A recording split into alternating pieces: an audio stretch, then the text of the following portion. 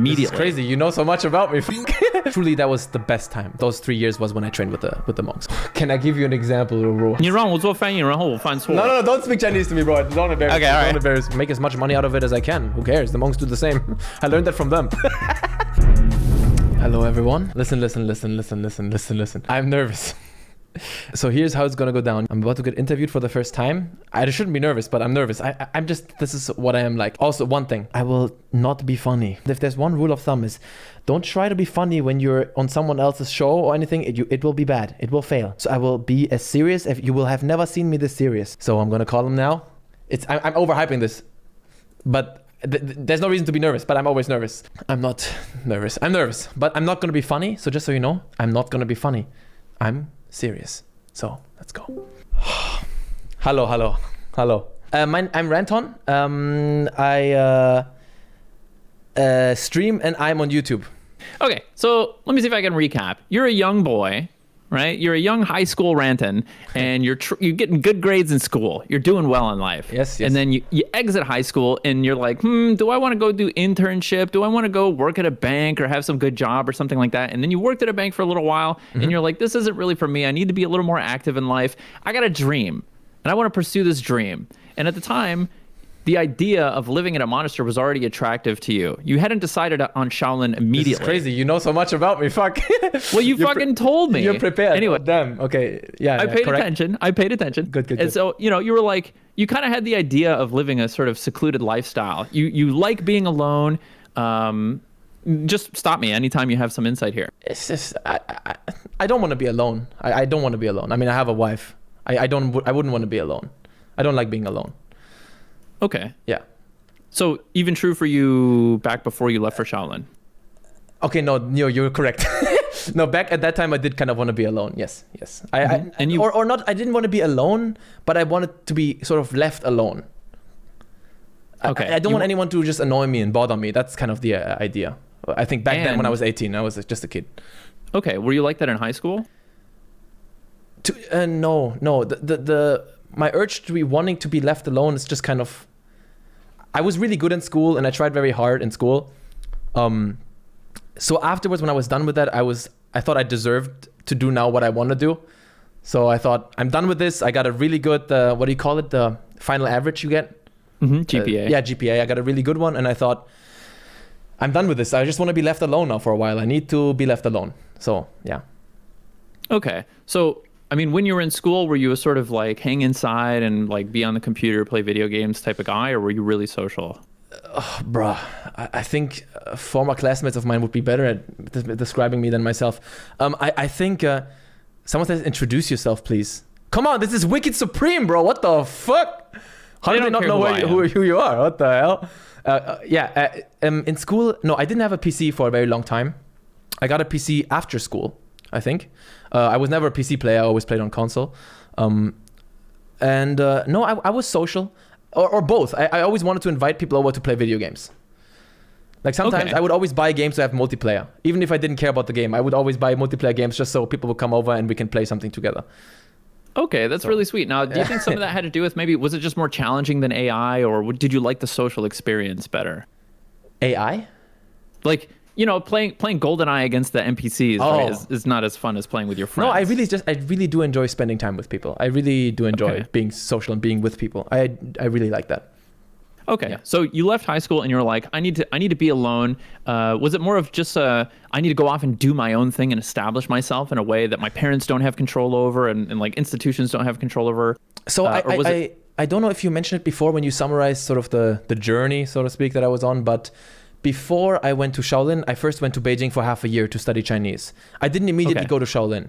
So I finished, there was something even before that. I finished school and then I started working for a bank. I did an apprenticeship at a bank for about 2.5 months. That didn't work out. It was horrible. I quit. Then I was lost and I thought... What about it was horrible? Just I remember you mentioning the commute was not good. Oh, dude. In America, I think it's normal. You guys commute like to work for hours on end, and in the car, I didn't have a driver's license. I still don't, and I had to take a tram, 45 minutes, and to me that was a nightmare because I lived in the middle of the city. I was used to everything being instantly available to me,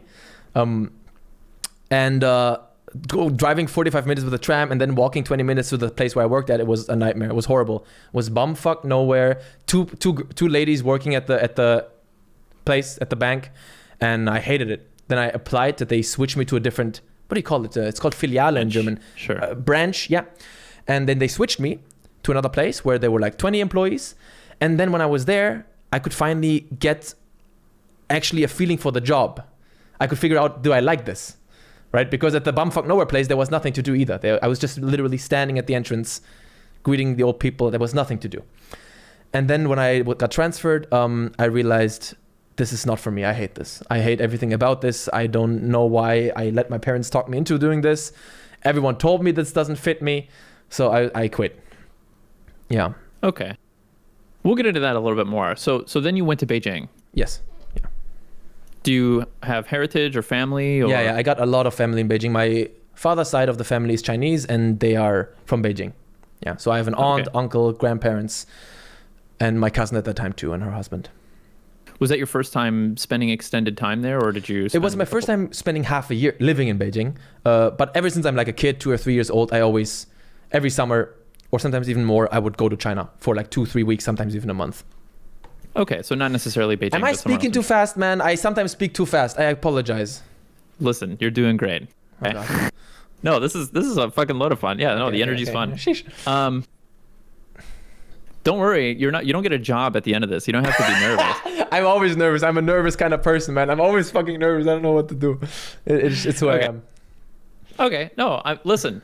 Okay, I'm actually curious. How many languages do you speak? We'll jump ahead to this. People always be like, oh, how many languages do you speak when they watch my videos? Oh, sorry. No. I didn't. It's just a question I get often Go because ahead. people always think I speak so many languages. If you ask me how many languages do I properly speak, I would say just two.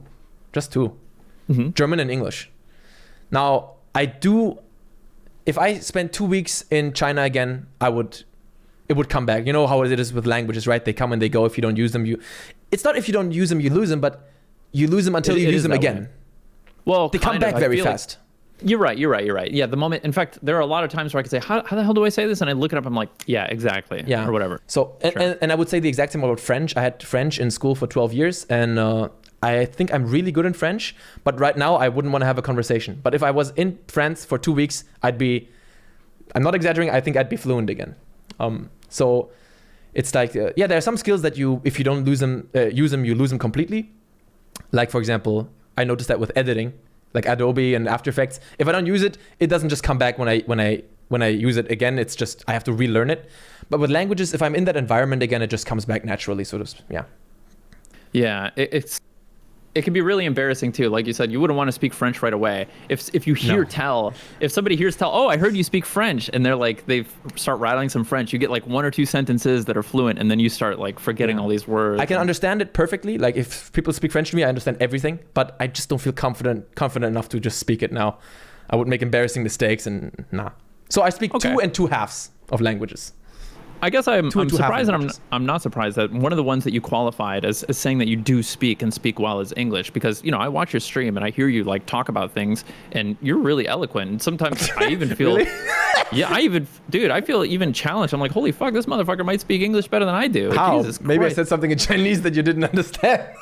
Okay, we won't bring that up. Okay, that was embarrassing. What did I say that's eloquent? 你让我做翻译，然后我犯错。 No, don't speak Chinese to me, bro. Don't embarrass me. all right. Don't embarrass me. Holy shit. Not bad. I remember what you said too. You were like, translate this for me. 你们两个一定有一个有参加比我 Yeah. 比我 sorry, I have a little bit of an accent. 其实我讲的是台湾国语。 Yo, you speak Taiwanese? Yeah. Well, Get the fuck I out don't of here. We're speak ending the interview Taiwanese. right now, bro. We're ending it right now. I don't speak 台湾话. I speak 台湾国语. Okay. But, what's that? It's like like high Chinese but Taiwanese type? It's kind of like Taiwan's 标准普通话. Okay. It's very similar. I can speak 普通话 as well. You say like you say like okay. I was just about to comment on that. You say like 标准. You don't say 标准. You say like yeah. Okay. Yeah. When I was first learning, it was difficult to understand, but I ended up interfacing with a lot of Taiwanese people more and became more comfortable. Nice. But I'm number one Taiwanese streamer, by the way. That's me. Twitch can never get me. I always switch nationalities. They can never get me. They'll never get you. They'll also, never get me. In before Ben. it allows you to say a lot of words you're not allowed to say in English. True. Okay, but so where and when did you learn English? Is this just a thing that's compulsory in German education, or? No, it's not. I went to an international school. Bro, fucking sweat is dripping down my elbow. Holy shit! Don't worry, it's normal. I learned English in school, but I started learning English when I was officially in school when I was, I think, 14. But at that point, I could already speak it, like many people, because of video games. Yeah. Oh, really? Yeah. I mean, video games, especially the early 2000s, many video games in Germany didn't get translated, so they were just English. Sometimes you get German text, sometimes it's all in English. And if you play GTA San Andreas, you just have to, you just learn it automatically. You have no choice. So was that a translation thing, or you know, I was operating under the idea, I don't know if this was an urban myth or not, but I grew up with the understanding that in Germany, for example, like ragdoll physics were just banned in Germany, or yes, they had some limit. Okay. Yeah. They had some limitation where once a ragdoll went ragdoll, you couldn't interact with it again. It would just be. Yes, indeed. So German, it's so much better now, but it used to be extremely hardcore, the German censorship, when it comes to violence. So for example, if there's ragdoll physics, what they would implement is that enemies would disappear after you kill them. You know, like just disappear, or that you shoot through them and there's no more ragdoll. You get one of the two. And of course, blood is removed or it's separated with like green, replaced with green. That's what they did to Left 4 Dead. It had green blood and no dismemberment, stuff like that. Yeah. Okay. That's all different. And so, yeah. Was it like a translation thing? So did they just not make a German version of Grand Theft Auto San Andreas, and so you had to like buy an English version? Is that how it worked? No, it was in shelves. You could buy it. It's just in English. There's no German voiceover. But I think GTA San Andreas had German text, but no German voices, if I remember correctly. Oh, many games were like this. Most games, I think, were like this. English text, English audio, and German text. So some of the first English you were learning was maybe like, oh shit, here we go again. Yeah, don't say the N-word. I'm live. Yeah. Only if we're speaking Chinese. Sheesh. You know the N-word in Chinese? I know it. Or okay. I don't know the N. It's like what they use for the N-word. Okay, whatever. You can teach me after stream. No, you don't. I was talking about the word that sounds like the soft A. Do you know it, or are you just you trying to make me look bad? I might. I don't know. Listen. One of the first things you learn in any foreign language is a slur. I know that as a language, or is like all the dirty words, right? Like that's the first thing you want to know. Yeah. I know a lot of dirty words for a lot of things in Chinese. Chinese cursing sucks ass. I stand by that forever. Chinese cursing is so bad. It's so churchy. It's so like good, like roll away. I feel like also they repeat every word 1,000 times. It's very boring. It doesn't have, in my eyes, good. It's not nice. German cursing is better. Even English cursing is not so good. It's all fuck. German sounds like cursing the whole time. It doesn't matter what you're doing.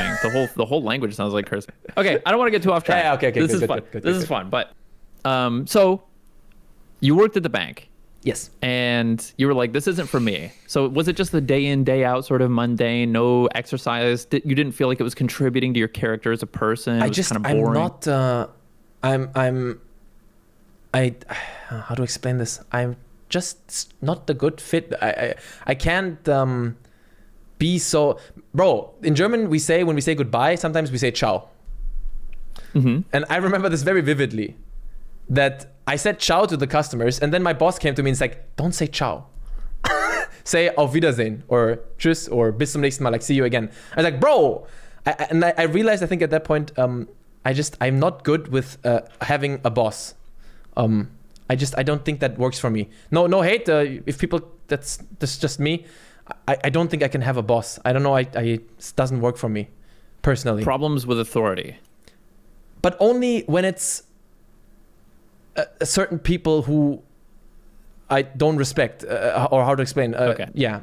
For example, for a long time, I considered going to the military, and I wouldn't have problem with authority there.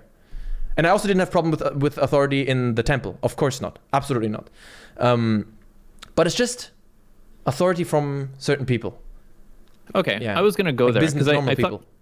I thought maybe it was like, okay, well, if somebody's saying don't say ciao, say auf Wiedersehen or something like that. Is it just the no fun allowed attitude, whereas the authority... Just don't tell me what to do. Don't tell you what to do? Don't tell me what to do. Who are you, bro? I can't handle it. Well, surely you got plenty of that in the temple, but... Yeah, but in the temple it's different because there are people that you can respect. Okay, what about them? They're good. They can walk the walk. They are good. I don't know how to describe it. Not like morally good, but they are competent. They know they can do something that I respect. Is it maybe because they've been through what you were going through as well? Maybe, but it's maybe also the fact that it's just China, and I also know that you can't really misbehave or you have a problem, like physical problem. I can't have people in here tell me what to do. I'm really not trying to sound like fuck everything, authority, blah blah blah. I don't feel like this at all. But it's just personally, I can't handle it. I can't have a boss. I don't know. Okay. And it's a very stuck up. I mean, you know what a bank job is like. Your suit and tie, and it's not me, man. It's not me. I mean, maybe you saw my reviews as well. Some of them, maybe, even if they're not your thing, you can tell what kind of humor happens there. I don't think a person like that fits into a bank. Yeah, I understand what you mean. Just didn't feel happy there and comfortable.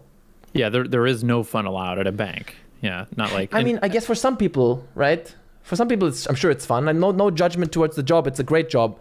It's a very well-paying job, and they were super nice people too, my colleagues.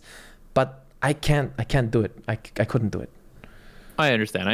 Yeah. So part of it was you wanted the physical training. You'd done sports in high school or what? I was never a super active guy, man. I did, judo as a kid. I did some Wing Chun here and there, some Krav Maga, tried my fair share of martial arts. Never really hardcore though. I didn't compete or anything crazy. It was one short judo tournament I did, but I got wrecked the first opponent. But I was not an athlete by any means. Absolutely not. But you were looking for something active. Yeah. Because in Beijing, when I was there for half a year, I really enjoyed going to the gym. And then when I came back from Beijing after the half year and I realized I'm lost again, I need to leave this place.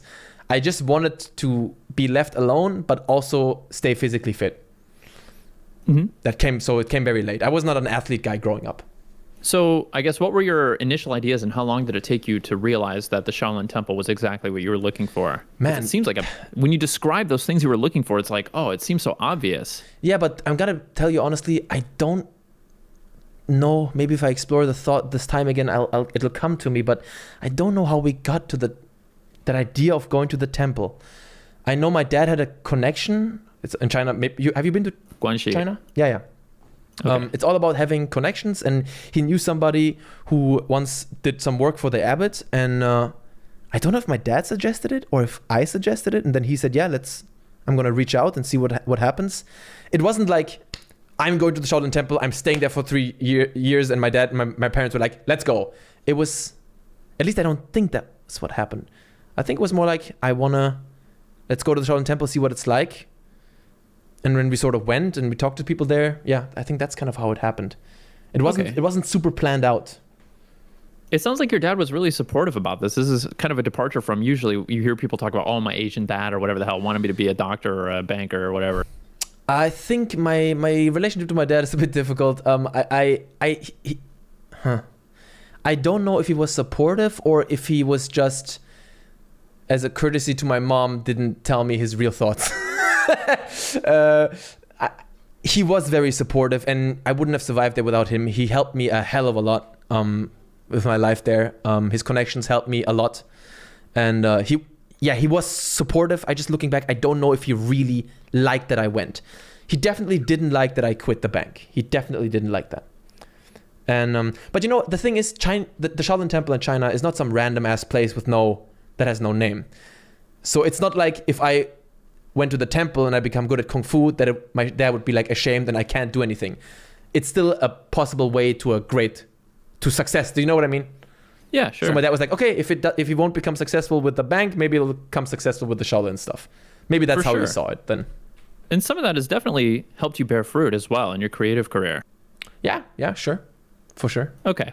And it seems like the way that I see you talk about the Shaolin Temple, it seems like you ride a very, very thin line, a very strict line of, you obviously have a lot of reverence and a lot of respect and a lot of love for the Shaolin Temple and the Shaolin way of life. And, you're able to sort of portray what happens there and what it's all about and what its value is to the world very accurately, right? Like, I feel like I hear you talk about this isn't exactly, it's not like a perfectly legitimate way to fight or anything. You're not going to really see this in the military or in MMA or anything like that.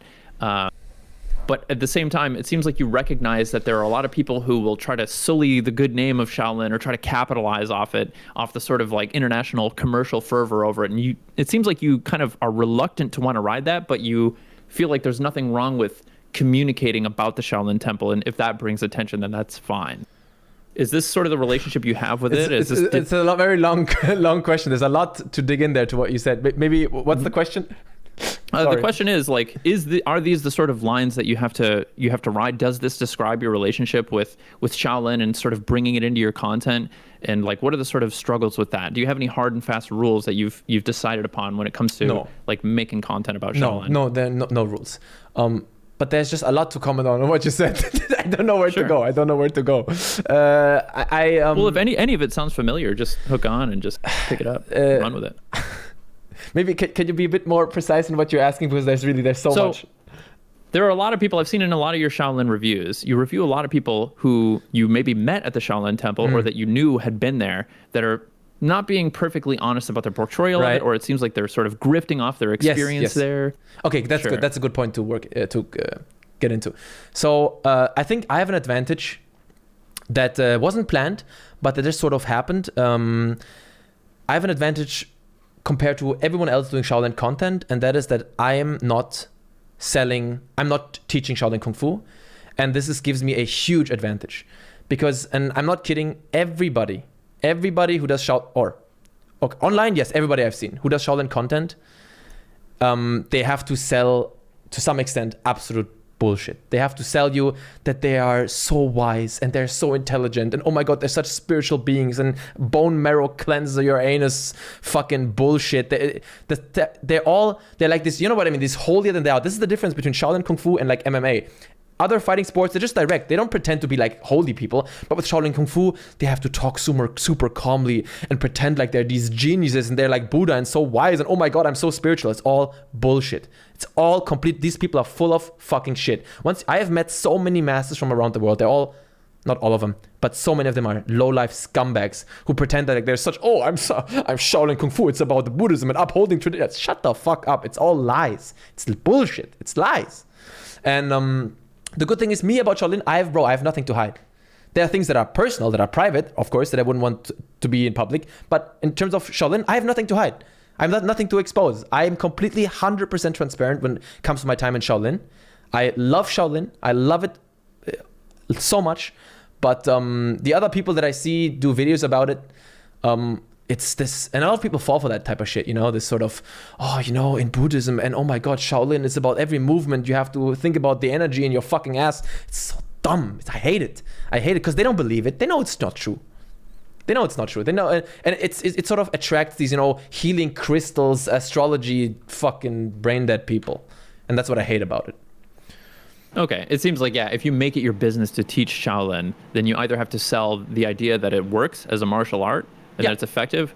And nowadays MMA is so popular, which is like the real gauntlet for martial arts. So if they, exactly. If they teach you something that you cannot use for fighting, then what's attractive about it? Because tradition alone, it's like something ancient, is not enough. So you have to be like, Shaolin Kung Fu, it's very deep. It has this long culture, and we're Buddhist, and it's a spiritual practice.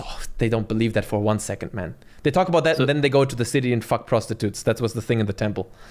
Jeez. Okay. Yeah, and they have fucking wine and alcohol under their fucking beds, stashed away, and cigarettes. So if they can't teach that Shaolin works for fighting, they have to teach that it works for life. That there's some way of life. It's all spiritual. Oh my god, I'm such a deep person. It's bullshit. Okay. Yeah. So you will notice this, bro. Sorry that I'm interrupting. Yeah, I get fired up when it comes to Shaolin. Go for it. But like when I see really these masters, they come to the temple, and when I meet a master, especially when they're very good, obviously I'm very respectful. And they just have to stay there for 1 week. And within this 1 week, they expose who they really are. And then I see them go to the city with their girlfriends, that they have girlfriends in the sense that they're married as well.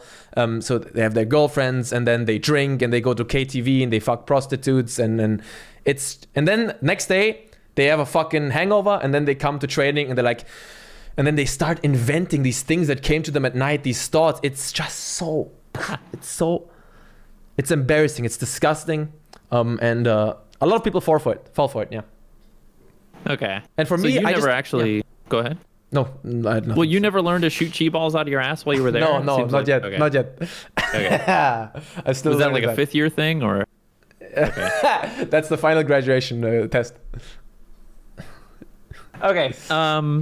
Shoot, so many places we can go. One thing I thought was really interesting is I think you mentioned at one point in some of your videos that you sort of went there and you started hanging out and you still felt like a foreigner. Like, and it seems like there were other foreigners or people from outside of China or people that hadn't grown up in China that were sort of hanging around the temple, and a lot of people that were maybe interested in training with the warrior monks or training, you know, like being sort of led into the community. And you made it sound like your Chinese heritage gave you almost a disguise, that it sort of like helped you get in when other people couldn't. It's very mixed, man. This is very, very mixed. I didn't really grow up in China, just to make it clear. I always went to China visiting my family there and for a few weeks every year. But I grew up in Germany. I didn't grow up in China. China was an important part of my childhood, my upbringing, but I didn't grow up in China. Just don't have people have the wrong idea. So yes, It honestly, it switches from person to person. I met one Chinese person who can't tell that I'm a foreigner. I met the next Chinese person who instantly asked me the first time they see me where I'm from. There was everything in there. And it's funny, being a foreigner, being treated as a foreigner and as a Chinese person, both has advantages and disadvantages. So the advantage of being treated like a Chinese person is that you feel part of them, right? You feel included. You don't get special treatment. You're just one of them. And that's a very nice feeling of being included. It's very important. The disadvantage is you get treated like shit. Yeah, you get... As a Chinese person. Yeah, you get treated like shit. They have no respect for you. They hit you harder. They yell at you, and it's very rough. The advantage of being a foreigner is that people are very nice to you. Extremely nice. They're not going to hit you. They're not going to touch you. They're not going to criticize you too much. They're very nice, but you're excluded. Right. So it always went back and forth, you know. It's person to person. Different. Yeah. Okay. So the way that you made it out in the videos is that like it did give you a sort of advantage, at least into being able to sort of enter the community where other people maybe had a harder time. And at first they had you doing translations. They had me doing translations. I wasn't sitting anywhere and like doing translations, but like when I was always the guy in the training group who translated to the other students that came from abroad. I was the translator because I was there for the longest time. I spoke Chinese quite well, so I always translated. Okay, the impression that I got is that you sort of first started ingratiating yourself with the Shaolin community, with the temple community by like doing translations. You would come in, you'd hang out, and you would like sort of hang out with other tourists or like travelers that were spending a short time. But your way of sort of integrating into the Shaolin community is when they started like calling on you to do translations. Did I misunderstand this? Or? So my first month when I went to Shaolin, so it's kind of a weird the way it happened. I went to Shaolin. My dad and I stayed at a village up from the temple. And then we had a meeting with a monk, an actual monk, not a warrior monk from the temple, who offered me training at the temple, but at exorbitant, crazy amounts of money, who tried to scam us basically. And then we were like, no, I'm not doing this. And then my dad and I discussed, what are we supposed to do? I'm not gonna, this is ridiculous. So then we saw in the village this other little school that was full of foreigners, a school just for foreigners, not affiliated with the temple directly. And so I went there for a month. But that was kind of completely separated from the temple itself. I stayed there for a month, which was extremely nice because it was sort of a slow transition. I was still with international people, with foreigners. Sometimes I saw Germans. At that point, I didn't want to admit it, but I think I needed that. You know, I needed the familiar faces. And then after a month at that foreigner school, I switched to the temple and I trained in the temple. And then there, you know, I didn't. It's a slow process. They noticed I'm half Chinese, I speak good Chinese, so they use me for translations. And the more I translate, the more masters I meet, the more friends I make there. You know, I slowly get more and more integrated into the temple community. And then finally, when you made the big ask, can I train with the warrior monks? They were like, I know this guy. He's been around. Man, I'm thinking back.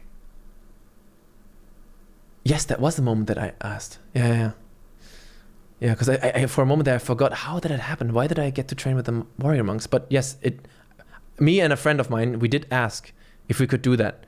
And and then we were very nervous to ask it because getting shut down at that point, I think would have meant that I would have left, honestly.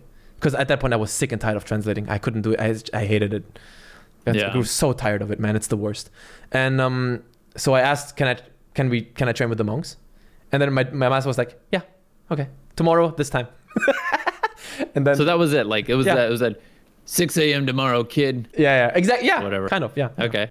And so you showed up bright and early the next day. Yeah. Was it immediately as hard as it would be for the next couple of years, the training? Was it That was rigorous truly that was the best time. That was the best time of those 3 years was when I trained with the monks. Obviously, no more translating, training much tougher, much better. You can progress so much faster because you see people who are actually good. And I think in that last year I made like, I would say like in a graph, sort of my progress like this slowly, and then last year like this. I would say, yeah. What would you credit that to, that progress? It's when you train with other people who are good, you just become better. That's just how it is. When you train with beginners, it's not good. Like I could compare this to Call of Duty. If you want to get good in Call of Duty, you play with the pros. You don't play with the noobs. And that you become better much faster. And yeah, this is true for basically every competitive endeavor. Yeah, video games, sure, whatever it is. The bar is much higher. You're like, oh, I have to be able to do that. You don't feel like, oh, I can already do more than them, and then you start pushing yourself. It's always good when the bar is higher and you're like, damn it, I can't do this yet. I have to push myself harder. And the way that you described your life at Shaolin when you had started training was really reminiscent of, I was in the Navy. I joined the military and I was in the Navy. And, everybody in the military goes to their own separate like boot camp. Like the Navy goes to its own boot camp, the Marine goes to its own boot camp or whatever. Navy's the sea people? Navy's the sea. Yeah. All right, nice. I don't know how to say it in German, but hi, Jude, right? Wehrmacht. Wehrmacht? That's the first thing that came to mind. The Marine. Okay. Marine. Shit, Wehrmacht. What the fuck did that come from? Marine. Yeah, I joined Wehrmacht in our boot camp. We learn how to fly Messerschmitts and stuff. Wehrmacht, bro. Yeah, Marine. We do simulations where we bomb Britain and Churchill fucking shakes his fist and yells. Okay. You didn't join the SS, I hope. No, I sure didn't. Fucking. Okay, Navy. Oh man. Okay, Navy. Nice. Yeah, sure, Navy. But in boot camp, right, like your days are completely regimented from morning till night. You don't get an hour of free time. It's training. It's just jam-packed. It's a couple weeks of just jam-packed training, and it's very physical. And like your first couple days are endless because it's not fun. It's kind of torturous. It's suffering. And then the next days are harder because your body is sore. Yeah. But then by the third or fourth week, like they really start to fly by because you don't really have time to... For sure, the time flies. Is that how your experience was as well with training? Yes, for sure. But I haven't been to the military. I don't know. I'm not part of that. But I think that's more difficult because, first of all, like outside of training, I was free. Now there wasn't much time outside of training, but outside of training, I was free to do. There was no one in my room yelling at me or telling me what to do. I could just be in my room, watch my TV shows on my laptop, and chill. Just in training, during training, it's tough. But outside, like honestly, for me personally, the only tough times are during training. The rest, I was free. No one would bother me, Yeah. So I think military is tougher. And there's so much cleaning and also in the military, what do you, no hate, no offense, but what do you learn that's like really, obviously that's a matter of perspective, what's of value, but in the Shaolin Temple, I learned something that's for me of a lot of value. I can get better coordination and I can learn Shaolin Kung Fu, which is, I think to me is a lot of value. But in the military, learning how to clean and make your bed and shoot a gun. I mean, you learn some things that you probably learn in the Shaolin Temple as well. We don't have to compare this. It's just the only way that I can sort of identify with what I think the experience of training all the time is like is specifically that part where at first it's hard and then it's a routine and the days and months and weeks start flying by. But there's a lot you learn about your own resiliency or right. That's the amount I believe you. Mm-hmm. But is there a specific skill that you learn in the military that like you have that you benefit from still today? Other than personal growth, I don't mean personal growth, but like a skill? In basic training, no, not really. Yeah. Basic training, the first it's just 2 months, right? It's very, very short. And they basically just physically condition you. It's a lot of physical training and physical conditioning. And then sure, they teach you a lot of like, this is how to be in the Navy. This is how to be in this military service. Do they say all these words? They're not really allowed to hit people anymore. Yeah.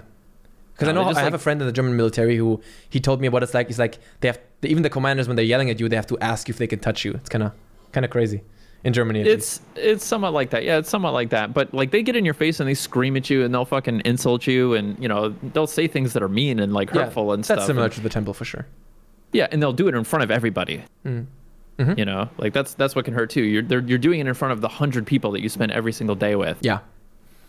It's so funny. But- I think if there was a video of all the rants I've seen Shaolin masters do to their students and what the kind of stuff they tell them, if that was uploaded to YouTube, I think a huge amount of delusional Shaolin morons out there would be like, oh my God, that's not the real temple. That's so not Buddhist. That's so outrageous. They don't know what it's Can you really give me like an there. example? Bro. Can I give you an example, bro? There are so many instances of like, well, just degrading them, telling them that they're absolutely nothing, they're worth nothing, their parents left them here because they don't love them and they didn't want to take care of them, stuff like this. A lot of people are, or not a lot, some people are orphans, so they are in the orphanage and they switch to the Shaolin Temple back and forth, and then the masters tell them, no wonder your parents left you. Yeah, of course. No wonder your parents left you. You're nothing, blah, you'll never amount to anything. And they have to say this, so they have to push the kids. I think I'm in favor of that, at least in China. I think it's important. The kids have to be forced to become, how to say this? The kids have to be forced, sometimes with violence, to have the opportunity to make something out of their lives. Because China is not a country that will help you, and kids don't want to train, they don't want to do something, so you have to beat it into them to make something, so they have a chance. The master beating the shit out of you is him helping you, and yeah. Were you ever on the receiving end of that, or were you too competitive to let yourself fall that far behind? Receiving end of what, like physical? That sort abuse? of berating, yeah, that sort of verbal abuse, sure. Not that horrible, no. Never that horrible. Like telling, because they didn't know enough about me, you know. So they can't say like, what are they gonna say? Sometimes you get like the occasional xenophobic, like foreigner, blah, blah, blah. And like, oh, what are you doing? You suck. Normal stuff. Nothing really bad. Okay, Yeah. that's pretty good. So I kind of want to move past Shaolin because, like, you know, the picture's pretty clear and you highlight all this stuff pretty well in your videos. I kind of had some questions that were a little more, you know, some of the nuance that I was curious about. You opened the door for a lot of things that I was curious about. And I do have more about that, but I don't want to make this entire interview about your experience. I love with talking Shaolin. about Shaolin, man. I always feel like in the stream I talk about, every time I talk about it, I feel like I'm talking about it too much, you know? Because it's a very important time of my life. That's why I love it. I love Shaolin and I love Shaolin culture. But do you fear like losing your connection with it? Like you won't go back this year and then you won't go back next year, and I don't know if I'll ever go back, to be honest. That's the sad. Really? I don't know if I'll ever have the chance to go back to Shaolin. Yeah. Losing connection. I don't think I can lose the connection more than I've already lost it. But I train. Really? I train it 4 times a week. I think right now I'm better at Shaolin than I was when I left. And I think my master would have to judge that. Yeah, but when it comes to the people and the friends I've made there, I think I've lost touch with every single one of them, sadly. Dang. Yeah. And are they all sort of moved on and gone? Maybe a couple masters there still? Bro, I don't know. But I remember going to Shaolin, was it 2017 or 18 to do a vlog? It's on my channel. And even when I went there, so shortly after I left, half of my friends were gone there. And Felt like a different place. Yeah, You didn't feel like and- you were home. yeah, exactly. And then I've noticed this place means nothing to me with the people that I love aren't here, you know. So Interesting. why would I go back if my master isn't there, my friends aren't there, why would I go back? But sometimes I do get sad when I think about my friends that I made and what they're doing right now. And China's a crazy place, man. I don't know where they are. It's kind of interesting that Shaolin, what it has to offer is, you know, like Shaolin touts this incredibly long experience long history of upholding these traditions. Yeah. And, you know, this is the way we've done it for hundreds of years. These are our traditions. Maybe we've shifted a little bit to sort of like keep the train going in modern times or something like that. But it's like roughly the same teachings. And, you know, you can look back into history and hear these writings from hundreds of years ago or something like that. And in the end, like, despite the fact that you spent 3 years there, what Shaolin is to you is not all of those things as much as it was the people. Like, Shaolin as a place, as part of your experience, is less those long traditions and more the people that you shared those experiences with. Yeah, but that goes for everything, right? Everything. I mean, if I moved out of my home city in Germany and moved away, and then all my family that lives here would also move away, what reason would I have to come back here? It's the people always make a place interesting, right? It's always the people. For sure, to me, it's always the people. Mm-hmm. Yeah. Yeah, I don't know. Sometimes I feel like, listen, I've traveled quite a bit. And for example, if I moved back to Honolulu, that's a place where I would go back, and even though I feel like I didn't really have a whole That's lot Hawaii? of... That's Hawaii? Yeah, that's the right. It's the capital city of Hawaii. It's on the island of Oahu. I would go back and feel like I was home, and it's like the energy of the city, and it's like the character of the city and the way that people talk that feels like home to me if I go back. Yeah, no, you're right. It's not just the people who live there. Yeah, you're right. I think the people is the most important part, but it's of course it's the food, the tradition. Yeah, it's all of that contributes for sure. Right. Yeah. I got a couple questions from my chat. I'm totally ignorant on this topic, but do the Shaolin practitioners tend to come from poorer backgrounds, like the children they take in? Yeah, so are they all... No rich person goes to the Shaolin Temple. There's no reason. No rich person. There's not any like hobbyist rich people that are... Oh, you mean like foreigners, or you mean Chinese people? Well, just like rich people that are kind of just using their money to be like, this is kind of a thing that I want to do for a little while. Chinese people or foreigners? Chinese people. No. Chinese and foreigners as well? Foreigners, you get rich people every once in a while. Okay, like tourists, basically. Yeah. But it's an adventure. It's an experience. But Chinese people, no. Why would they? Absolutely not. There are some rich monks. They become rich after they become a monk. But no rich person would ever go to the temple or train kung fu in general. Like, why would you put such hardship? Why would you go through such pain and hardship and hard training if you're rich? That doesn't make sense to a Chinese person, and doesn't make sense to me. Really? It's not something you would recommend to somebody that's maybe making good money and feeling like, oh, I'm bored? No, I'm just saying for Chinese people, it doesn't make sense. In China, it doesn't make sense. In China, you need a proper education. You go to university and then you have a good job, good paying job. Why would you, if I'm a rich Chinese person and I have a kid, I'm going to send him to the best school and then to the best college. Why would I send him to bumfuck nowhere temple where he has to compete with thousands of others in this physical stuff? No, there are other ways. Yeah, I guess if your kid wanted to be an athlete, you'd send them. They've got those crazy sort of Olympic training. Exactly. I would send if I was in Beijing, I would send him to the Wushu Academy, which is really good. But even then, I don't know. No, it's just not a rich person thing. It's yeah. Interesting. I don't know. Okay, I don't know why. Yeah, it's just too hard maybe. Or I don't know. It's not like the rich people go through something easy. I mean, they get pushed in school really hard, right? They go through different types of hardship. But it's just, no, they don't go to... The path doesn't work that way. Yeah, right? yeah. Right. Because a lot of... China's very... Go ahead. Sorry, yeah, because a lot of people who train martial arts, which is a lot of people in China, they end up going to the military or they go to security. And this is just not a job that's like super well paid. Right. I understand. And Chinese people tend to sort of view their lives as more of a sort of tapestry where everything is sort of planned out for them in advance. It's very competitive. Everybody competes for the gaokao and stuff like that. Everything is competitive. If you have so many people, everything is competitive. And like, you can't waste a moment. There's not for sure. Exactly. In the West, we have these sort of like spiritual journey periods of our life. And it's typically after high school where you sort of like bum around and figure out what you want to do and stuff like that. And hobbies it's totally are privilege. acceptable. Hobbies are a privilege to have. Yeah. In China, you mean, or just no? It's good that we have it. Yeah, in China, it's a privilege to have a hobby for sure. To have time for that. Usually, your parents are going to push you hardcore. Study. It's pretty horrible. Yeah. But I mean, they do that so you become successful. I mean, it's like I say with the masters. If you're Chinese and your master doesn't beat you or doesn't yell at you, he's not doing you a favor. He's setting you up for failure in the future. You will be poor and you will be nothing. If your master beats you and yells at you, he's trying to make you become good at it. And if you're good at it, you can become successful.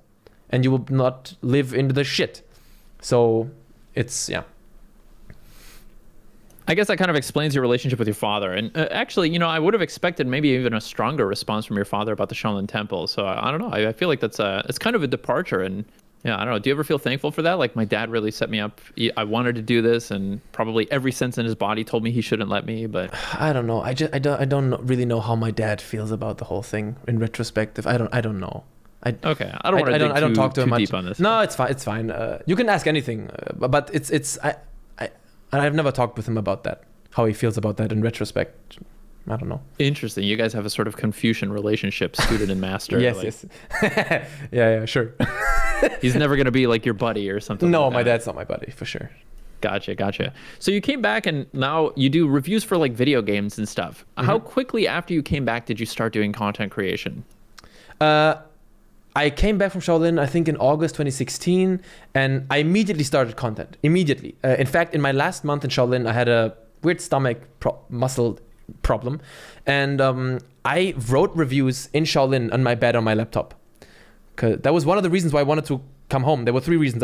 I missed my family, I had an injury, and I wanted to start YouTube.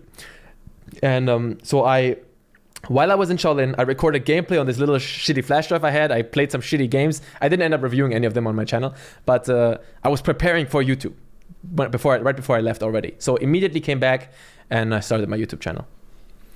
Do you think your experience with Shaolin and maybe some of the discipline that you'd grown while you were there helped you get into YouTube in a way that you couldn't have if you hadn't gone? Oof, this is like, what's it called? Hindsight 2020? What's that expression? Mm-hmm. Yeah, Sure. It's always the how everything that I went through led me to the point where I was at. I don't know. I don't know. I guess the person that I've become was the person that could have done YouTube. This is a weird way to put it. It's just I don't know if I could have done YouTube without Shaolin. I don't know. So the first content you were doing was Shaolin related? No. I didn't do any Shaolin content on my channel. Didn't even mention it. Nothing. I did only game stuff. Only gaming stuff. Was there a reason for that? It seems like a huge thing. Like you'd have all this wealth of experiences you'd want to talk about and all these insights about it. I didn't even. That's so funny. I don't think I even thought about that. It wasn't even a consideration in my head to ever turn Shaolin into content or even mention it or talk about it. I don't know why I didn't think of that. I don't think. Well, it's not like you were embarrassed about the experience. No, I wasn't embarrassed. I wasn't embarrassed, but I've always loved video games, and I wanted to review games. That's something that I've done since I'm a kid, and I wanted to review games, and that was sort of your passion. You were just like beeline to that when you came home. I just wanted to. I'm gonna review games. I'm gonna do gaming stuff, and then the channel didn't go anywhere, and it was horrible, and the videos sucked, and I got 500 subs in a year, and I realized very quickly, and my mom was looking at me like, my boy, this is not. How much time were you pouring into this? A lot. I was the first year. Was it like 40 to 60 hours a week? Yeah, for sure. I was doing a lot of work put into it. Plus, I was working part-time at my mom's office to make some money on the side. And after a year, I realized this sucks. This is not going anywhere. I think I have to give up. And then my mom urged me to apply to college, which I did. And then I think on my birthday in 2017, so a year and like 4 months after I started my channel, I did the My Life at Shaolin Temple video. That was the first time when I was like, I was planning to be kind of done with YouTube. I was done. Like internally, I was like, it's not working. So I thought, at the end of this journey, how about I share with the 500 subscribers that I have a little bit about my life. I was in the Shaolin Temple for 3 years, by the way. All right. And then it blew up. Tell me about the blow up. What was that like? When you saw the views start to come in, the editing process, did you think that it would be a big hit, or was it kind of just cathartic? Like I just got to get all this stuff out, or? I wrote the video. I wrote the script. I had my mom look over it, ask her if she likes it, because my mom is a very well-read person, and she just looked over it and thought, yeah, that's very beautiful. And I was like, yeah, I'm gonna do this. And then I recorded the video, and the video, by the way, didn't blow up. I made the video and got no traction at all. 100 views, which was good for me back then. 100 views, and people say like, oh wow, this is so cool to know about you. You're my favorite little 500 subscriber YouTuber. Now I know that you were at the temple. I was like, okay, cool, nice. And it didn't blow up. It didn't do anything. And then I casually did some more reviews, just sort of on the side to pass the time until college starts. And then I think 2 or 3 months later, suddenly, I don't know why, the video started to... It just hit the algorithm. Yeah. Took off. Yeah. But that was not when I became a big YouTuber. So that was the first bump, yeah? That was the first bump. I was like, okay, I'm at 5,000. How big was that bump? I don't remember. I think you mean in subs? Sure. Views, subs, like... I would have to go. How did you notice? How did you notice like this video is catching traction? What the hell? Why does my channel have so many views recently? You would check the analytics like every day. I would go on my YouTube and check the video, and then I suddenly see what the fuck is going on there. And I think back in the day, I also had enabled that I would get notified for every comment, right? Because I get like one comment a day, and I'm like, oh my god, somebody commented on my video, and suddenly I get like 5,000 comments a day, and I disabled it. And I noticed, oh, something's happening. But the me blowing up wasn't huge there as you think. It didn't allow me to suddenly make a living off of it, right? I don't have Sammy here right now, but nice. So anyways, we'll organize a play date for them, don't worry. Yeah, so the video blew up. I think got like 1 million views, and I got maybe 20K subscribers. And then I was like, oh damn, cool. Wait, which video got 1 million views? I think the My Life at Shaolin Temple video. That's that same one. That was your first and only Shaolin video at the time. Yes, first and only Shaolin video. And at it got the 1 time. million views. I think so, or 500K. Dang. I think at I mean, this what point did that feel like? Amazing. I was like, oh my God, it's happening. And that was, but the funny thing is, when that happened, it made me even more sure to stop YouTube. Because I did that video, it blew up. I made some more reviews, who then also got more views. For the first time, my reviews were getting like 10K views, 15K views. I was like, I did it. I looked at my analytics and I looked at the money that's coming in. I'm like, this is bullshit. This is nothing. What, am I gonna live for $15 a month? This is a joke. So I was like, okay, even it blew up and I'm still not making money, so I can just forget about it.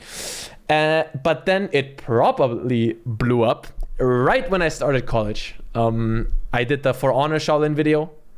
A video about For Honor, when I analyzed some character that has Shaolin Kung Fu. And then I got 200,000 subscribers in a week. And I think I made 15,000 euros from that video alone. And then from then on, boom, every video, big money. It's funny you say I really blew up. So the first one was 1 million video views. And how many subscribers did you get? Like maybe 5,000 I don't know. I think 20K, 15K, 30K. 20K? Okay. Something like that. That's pretty good. That's pretty good. Yeah, like mid 5 figures. For that time, amazing. But you say the For Honor video really blew up. I mean, what did that one look like? So, bro, that one got like, what, 5 million? 5 million views? 5 million, 10 million. And bro, So I still remember being in class in college, and I never wanted to start college. I still don't. I never wanted to study. And it was the first month, and I took that video, bro. And I look at my analytics, like I'm in class looking at my phone, and I see the subscriber count live.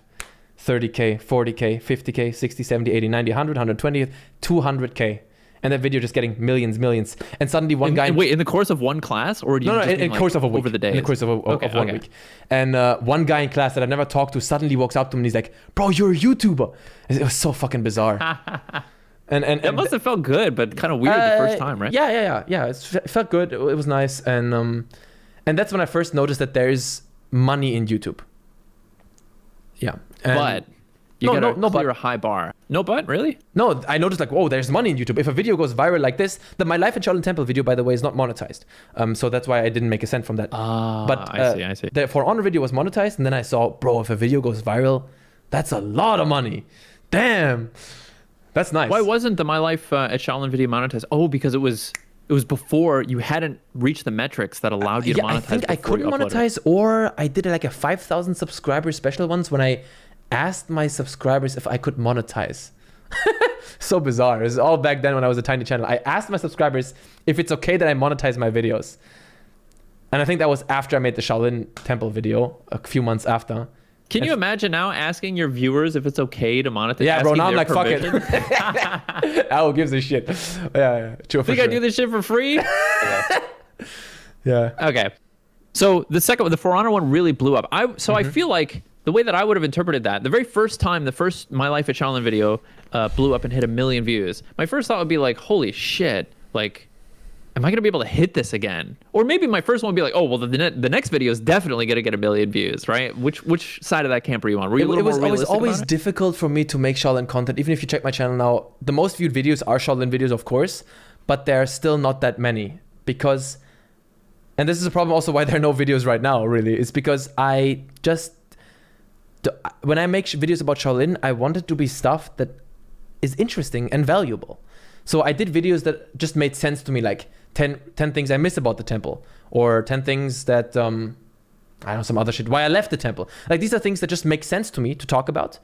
They interest people. People want to know. And I wanted to get them off my chest anyways, so why not just do those videos? But generally, I did struggle with doing Shaolin content, and I still do a lot because I just don't want to. I don't know how to describe it. You don't want to juice that lemon. You don't want to treat your experience at Shaolin like a cash cow. I don't mind milking it at all. I don't mind that at all. Really? No, I don't care. I don't make as much money out of it as I can. Who cares? The monks do the same. I learned that from them. Okay. But it's I don't know. I don't know what about it. I think it's the general very high bar for content that I have. The content needs to be interesting and insightful, and I need to like it. I need to think there's value. Okay. And so even if you think you're going to make like another 10 grand out of another Shaolin video, you're not going to be like, oh, here's my favorite rock at Shaolin. I went back and this is my favorite rock. Like, you're not going to try and squeeze blood from do stuff. that. I wish I could do that, but I just can't. It needs to be something. It needs to be something that I. Another Shaolin video. This is my favorite bug. Yeah, bro. What the hell? Yeah, for sure. I can't do that. Okay. Yeah. Is that like a respect thing for you, or it's not? It's not a respect to Shaolin. No, thing, it's got nothing to do with Shaolin. It's for me. I just need to think there's value for me personally, and then I'll do it. You don't want to lower yourself. You don't want to put yourself on that low of a level that you're going to start like milking stuff that's not really that interesting. Like really, it has nothing to do with milking. I'll milk anything. I'll milk anything. but anything. Good thing I put my cat down. Yeah, I'll milk. Yeah, I put the cat away. Okay. I'll milk anything, bro. But it has to be good video. It has to be good content. That's my bar. That's all. Yeah. Okay. Well, stay away from my wife. I find it so fucking cringe, man. It does trigger me a little bit when people are like, bro, this guy was at a Buddhist temple. Now he's making money from milking Shaolin. What do they think a Shaolin Kung Fu teacher does? Like, isn't he profiting off Shaolin as well, man? What the fuck are you talking about? And the monks, they also make mad bank from Shaolin. They travel around the world. They make lots of money, sponsorship deals, so much. It's all up, and that's nothing bad. There's nothing bad about money. I don't know. It's weird. It's funny. People have this relationship with money, especially nowadays. They think money's bad, or it's bad to have money. It's like money's important. So what? So anything you ever do for money means that it's corrupt or something like that. Yeah, exactly. Yeah. So stupid. It's like money is important. It's not the most important thing, but money is important. What's the problem? I feel like honestly, the only people mad about that are like probably minors who don't make money. I think. That's at least what makes sense to me.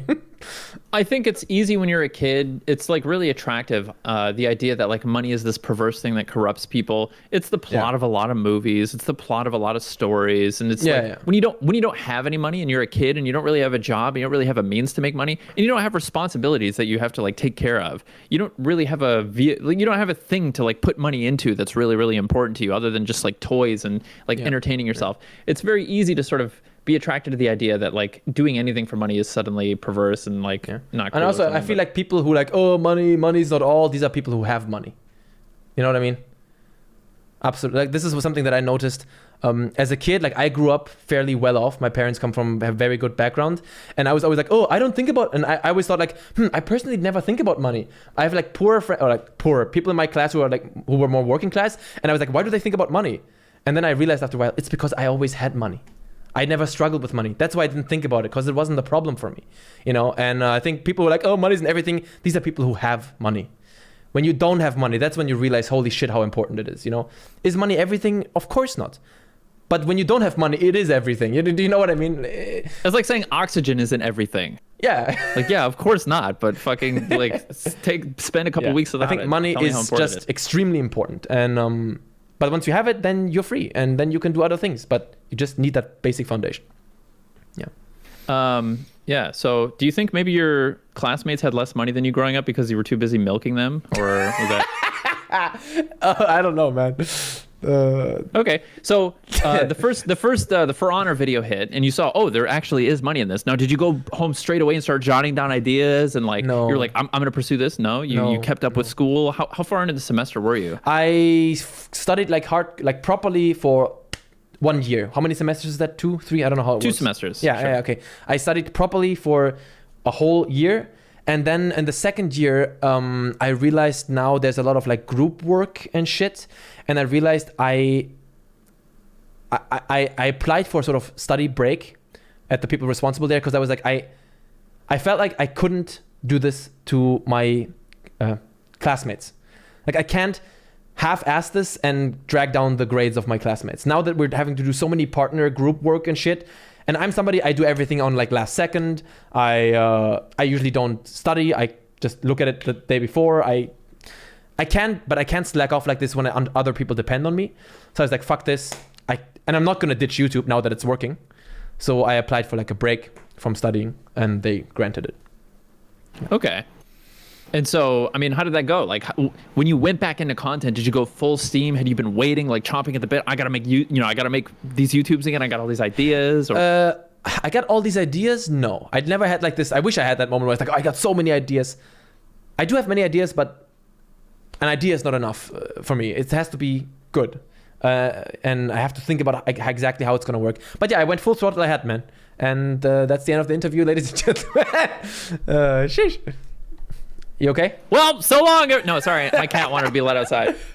Thanks for your time. No, Yeah. Okay. So you had ideas. You were just like, I just know that this is where I'm going to put my energy. Yeah. And I you put just a lot of energy, all my energy into YouTube for sure. You just put your head down and started working. Is that basically how? Yeah. For sure. Okay, so was it more video game reviews? When was the next Shaolin video? Was there any sort of like ups and downs of like, man, like these aren't successful enough? I always had my eye open for Shaolin videos. Like still to this day, if I see someone else make a video about Shaolin, I'll do a reaction 100%. If it's about Shaolin. But I did the same back then. I didn't force Shaolin content. I never did. I just can't. I just can't force content. I cannot do it. I wish I could sometimes, but I can't. So I always do Shaolin content when there's something that has value. And yeah, that's it. Yeah. Okay. Question from the audience. What subject did you want to go to study? Like, what were you studying when you were studied management with a focus on media communication and some other shit. It was some bullshit, bro. I never wanted to study. Yeah. What was up with that major? What made you choose that major? How did I? It sounds like you wanted to work in film in some capacity or production or something. No. I don't know how I chose, bro. I mean, like I said, I never wanted to study and go to college. It was just obligatory. My mom said I should at this point. YouTube's not working out. So obviously I tried to find something that works the most for me. I don't like math a lot. I don't want to read a lot. So I just want to take some random ass shit that sounds like it's not a lot of work. And so I picked that.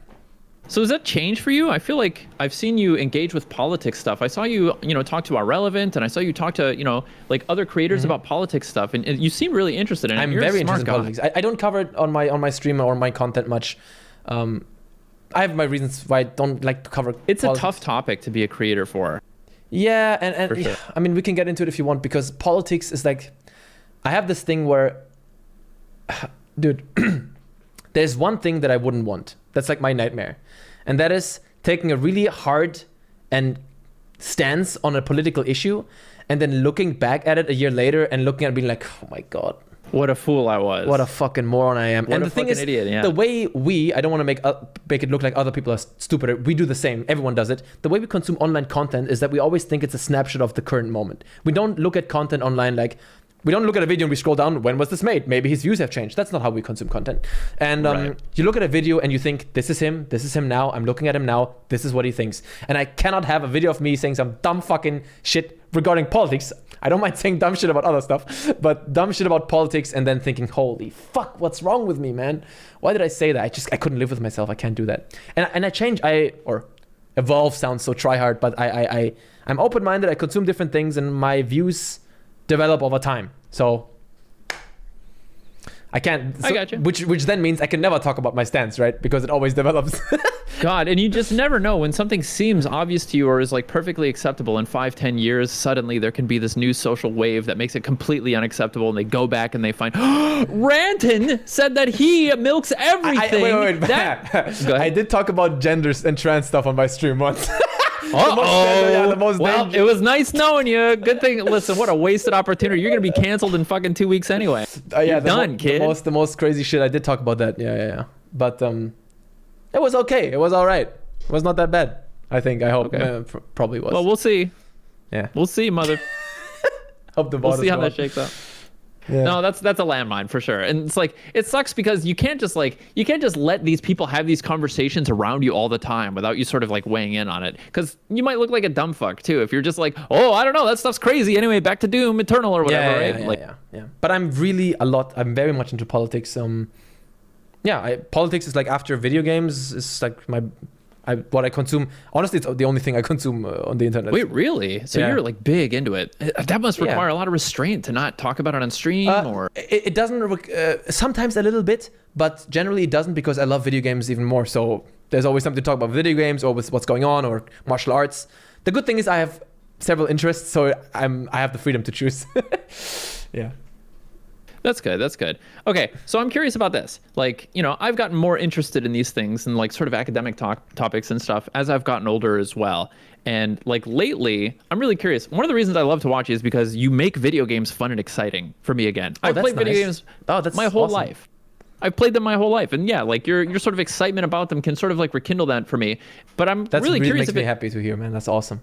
So part of the struggle I'm having is I don't even know if it really needs to be rekindled, and so I'm going to ask for your deference now. I'm going to ask for your expertise. Is it the case? Do you think that I'm just sort of like my synapses are burned out and like video games are just not fun to me anymore because like it's all just variations on a theme and I've kind of just seen it and done it all and stuff like that? Or the current games just suck? No, I think COVID had an impact for sure.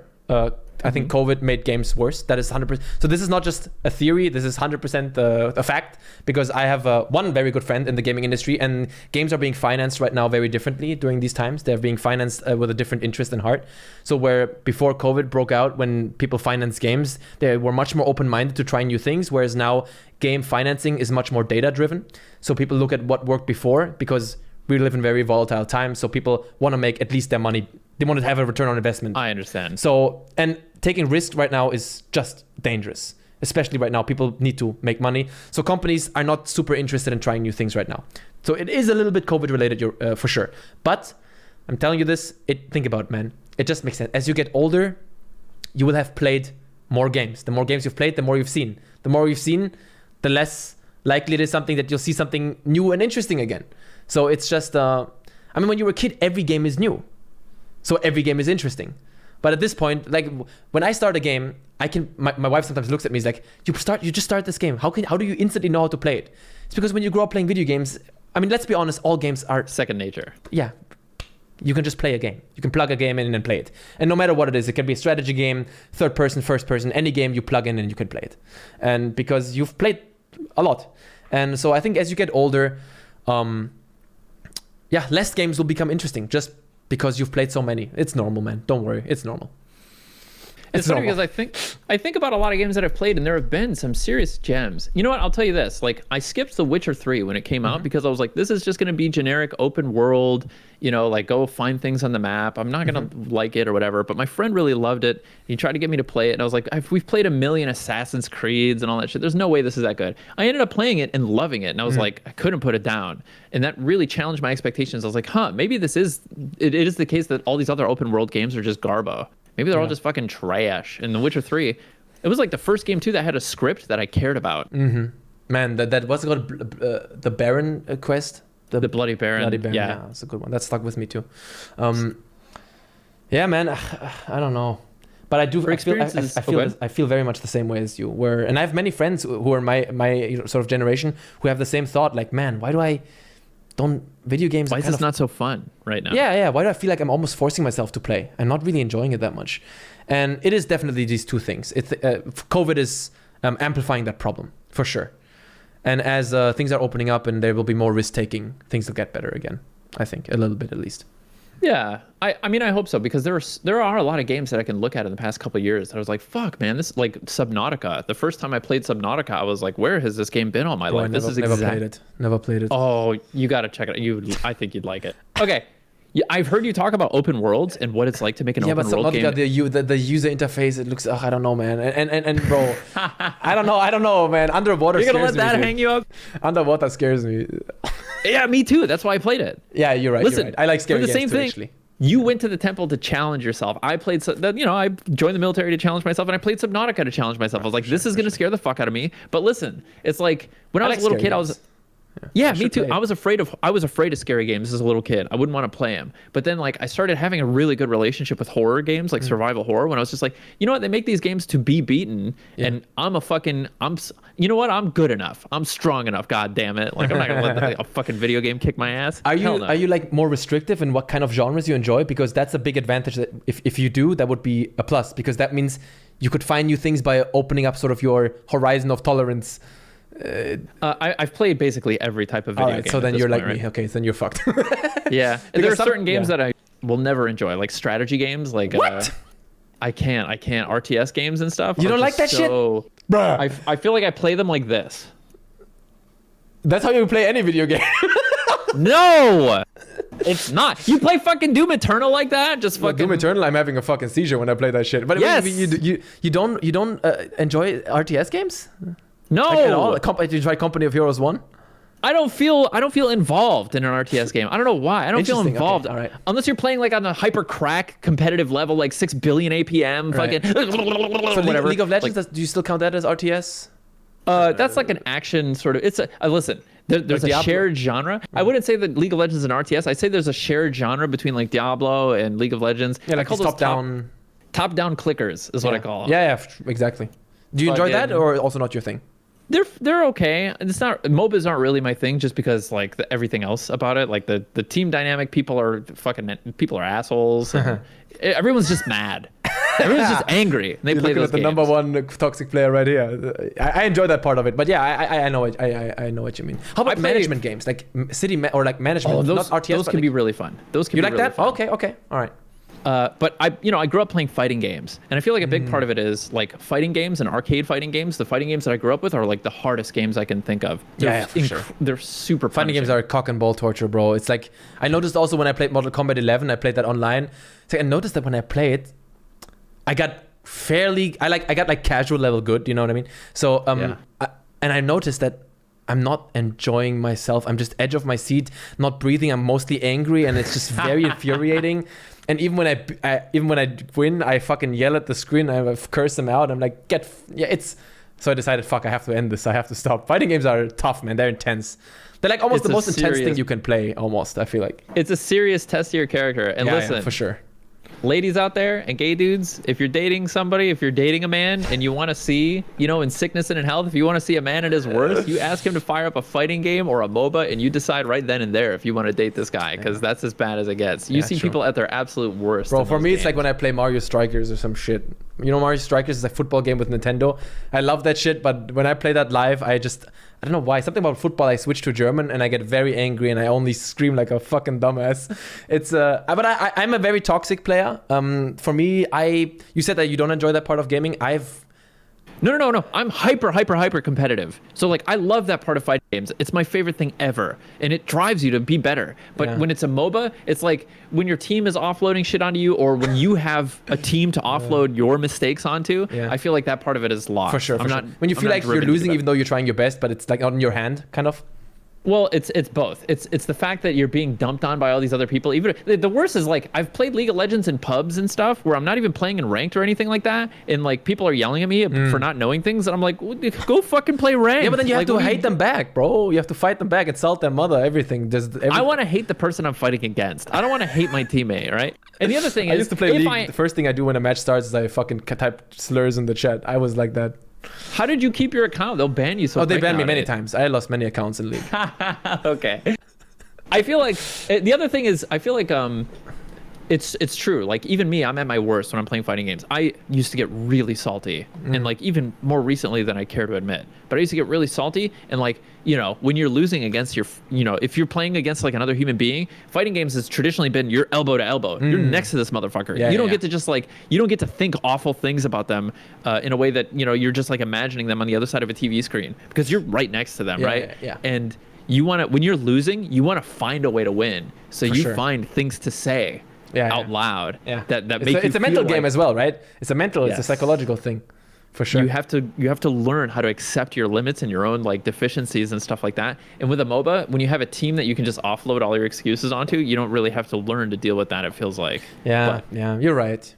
I'm also not a huge fan of any of that type of stuff. I also don't play many MOBAs and stuff like that. I've noticed also that they become much more strict with like bans and stuff. It's not as toxic anymore, which I don't enjoy much. Like I enjoy the toxicness of video games. I like that. I've always enjoyed that. Even when I play locally with friends, I like the insults and the Rolling in hating the and mud. the Yes. For me, that's video games. That's competitiveness. That's fun. And they're just sort of stopping it, or you know how it is, right? They don't want that anymore in gaming. They're like, no, yeah. we want to be. I don't know. I feel like you can just turn off chat. Like they should leave that up to the 100%, players. for sure. I always looked at it. My idea was allow people to report people as toxic and then match toxic people together. Wouldn't that solve it?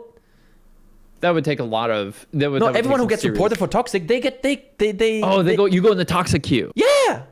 Okay. Because I like just that. let people who use slurs and who insult people and who get toxic, just match them together. Problem solved. I gotta tell you, there's something else. How old are you? Are you in your 20s, 30s? Yes, I'm 28, I think. Oh, Okay. Wait, did you think I'm older? Well, I don't know, man. I don't fucking know, right? Sometimes some people age. I just really, shaved today for this interview, bro. The temple put some years on you, maybe. I don't know. I grew up in a time. You probably grew up in this time as well. I grew up in a time. I'll tell you what. I love graphics technology and stuff. Part of the reason I love video games is because it's simulations, right? It's people making simulations. In fact, if you talk to a programmer, if you talk to somebody who makes video games, they'll refer to when they start testing their code as the simulation. Cool. And so that like the creating life part is really interesting. You're like creating facsimiles of life, or like you're creating worlds when you're making a video game. 100%. And that stuff is really cool. So I've been like super interested in the technology because you and I, but especially me, I grew up in a period where the video games I grew up with had one color. You know, I had a Game Boy, and it was only... Me too. I also had a Game Boy, man. Original Game Boy, yeah, for sure. You think the you're Wario fucking games special? were epic on that. Wario and Kirby. Don't games. take this moment from No. me. I invented the Game Boy. Okay. Wario and Kirby, I played on that thing, man. That was awesome. Okay, so we grew up in this time where video games were like transforming and like every 3 years, video games were this new incredible thing. There was some new technology that was being implemented. Yeah. Do you remember seeing PlayStation 2 graphics the very first time? Man, dude, every year you look at the new game. It was back then. It was every year you look at every half year a new game comes out. You're like, oh my god, we peaked. This is video games now. This is video games. It'll never get better. And then it just goes on and on and on. Yeah, I like even PlayStation 1 and PlayStation 1 games are the ugliest games that will ever exist. Yeah. But we thought it was like incredible at the time. If you look Tony at the Hawk's leap from 1990, games from 2000 and then 2010, it's not as much. no one would have believed. Like, it's so fast. The leap is so... No, come on. 1999, you have like Banjo-Kazooie and Banjo-Tooie, and then 2010, this is already 2 years after GTA 4. And it's like... If you were in the year 2000, you would have shown me games from 2010 and say in 10 years video games will look like this, I would have said no, impossible. Okay, but compare that to the previous decade where you went from... you have Pong and shit. Well, okay, all right, not Pong exactly. I didn't know you were that old.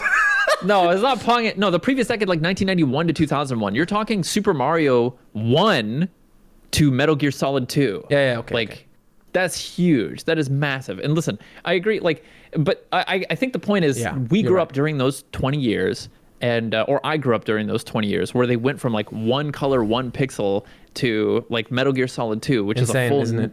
It's insane. And then like by the end of 2010, that's basically all the technologies we would have. And I remember talking to a friend of mine at the time, and him saying like, yeah, you know, we pretty much have everything: bump mapping, specularity, open worlds, you know, all these technologies. At this point, it's just going to be a matter of scale. It's going to be all these same technologies. It's just going to grow. I always say this in my streams. Listen to me.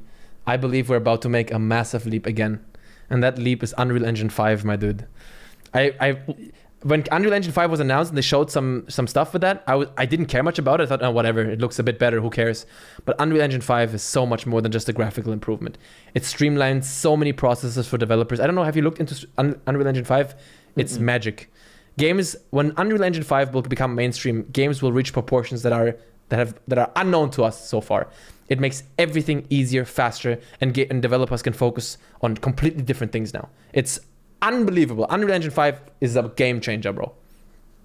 I mean, like, what is it going to give us that we don't already have? So Unreal Engine 5 allows you to do certain things so much faster. So before, I'm not a game developer, so obviously I don't know this super detailed, but you can look at videos online. Unreal Engine 5 has certain things within it that nowadays developers have to take months and months to program, but it's standard already in Unreal Engine 5.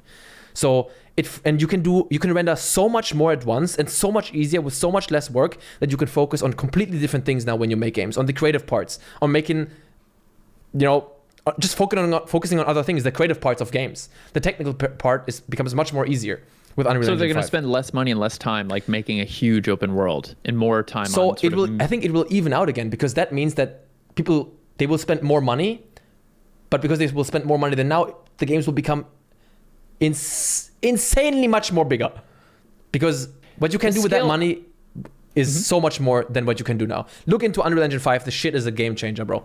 It's Here's the thing. amazing. I feel like the scale of a game is no longer, it doesn't really contribute to the fun for me. Like, you mean like pure size of the world? That for sure. Or just, yeah, like the scale, like all those collector hell, like Ubisoft games and stuff like that. Like, fuck that shit, man.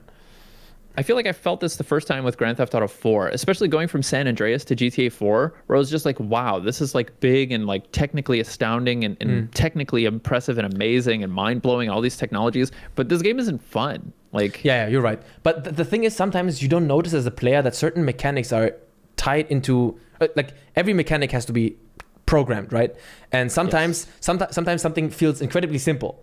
And then you look at a making of a game and they're like, we couldn't get it to work. We prototyped it and it just didn't work. We couldn't get it to work. You're like, what do you mean it couldn't get it? It sounds so simple, but they couldn't get it to work. And I think Unreal Engine 5 just makes shit so much, it streamlines so many things and so many things much easier that I think, I really do believe it's a game changer. I just started looking into Unreal Engine 5 like a few months ago.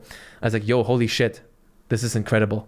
Like I urge you to look at some stuff that it makes possible, and they keep updating it. And if you listen to developers and programmers talk about Unreal Engine 5, they're all saying this is insane. Like this will change games fundamentally. It's truly incredible. I know marketing, and the last thing I want to, I'm not talking about the official Unreal Engine people who talk about the. Okay, all right. I think about this sometimes where I'm fascinated by the technology, but I'm just like really curious how much that really contributes to the games being fun. I know that driving from point A to point B with a GPS is not fun anymore. Like when Grand Theft Auto 3 first came out, it was amazing. Everybody in my family had to take a turn like driving around Liberty City, and it was fun because it was the first time we could experience something like that. It was new, right? Right. But I'll tell you what, like recently, it's funny because, new games, I feel like I'm forcing myself to play it. But I went back and I played an old PS1 game that I'd never played before. Which one? Called, it was actually From Software's first game. It's called Kingsfield. Have you ever heard of it? No. Okay. So this game, when I tell you that if you see this game, you'll be like, this is the biggest piece of shit. How could anyone ever play this? It runs at like 2 frames per second. Like it's a dungeon crawler, right? And every room is just a fucking like rectangle room, and there'll be like a monster in it. It's like the shittiest Skyrim. It's like a student made their first Skyrim, right? You swing your sword and it's like 1 frame per second. It's horrible. The graphics are terrible. It looks like somebody just puked all over the screen because like those PS1 graphics. God damn. They came a long way from Software.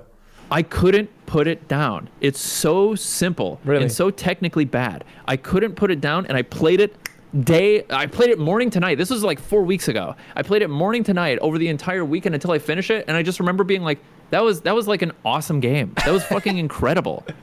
Yeah. I do think what I appreciate more and more is like, and I hope we get that more and more, is that games hopefully turn into movies, in the sense that movies oftentimes are the vision of certain individuals, or with movies we're more used to that, with a movie being a vision of somebody like Quentin Tarantino, Scorsese, who else, Denis Villeneuve, I don't know what the fuck, Larry Flynn, and or the Coen brothers. I hope that games are stepping in that direction as well, where they'll become visions of individual creators. Like, best example, we already have it with Kojima.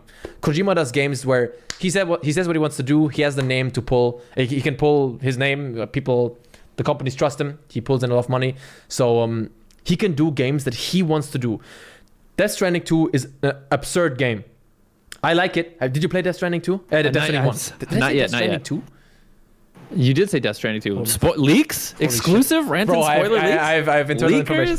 But Death Stranding was I like the game, but it was... chilling. Cut that. But it was a very unique game, and... a lot of people didn't like it, but I just hope that in the future we'll get more games that are just one person's vision, that are more unique. Creative visions. Yeah, less data-driven games, more, I want to make that game and I'm going to do it as I want. I hope we'll get more of that, because I think that will make games more interesting, more unique. Okay. Yeah, Death Stranding is one that I'm interested in because I grew up with Kojima, and like at some point... Try it. I have tried it, but like... Well, no, I think it's interesting. I'm intrigued. I'm interested in it. But it's one of those things where like devoting my attention to a single player narrative is not very entertaining to me right now, because like the way that I interact with most video games, I'll play Vampire Survivors while I'm listening to a podcast or listening to for sure. Mm-hmm. Politic news, whatever. You know what I mean? I feel like I've got to be like I feel like if I'm focusing all my attention on a video game, the narrative is often not really enough to capture my attention fully. Dude, I can fully understand. And also Death Stranding has a horrible, boring ass, shitty ass, horribly written story. So fuck yeah.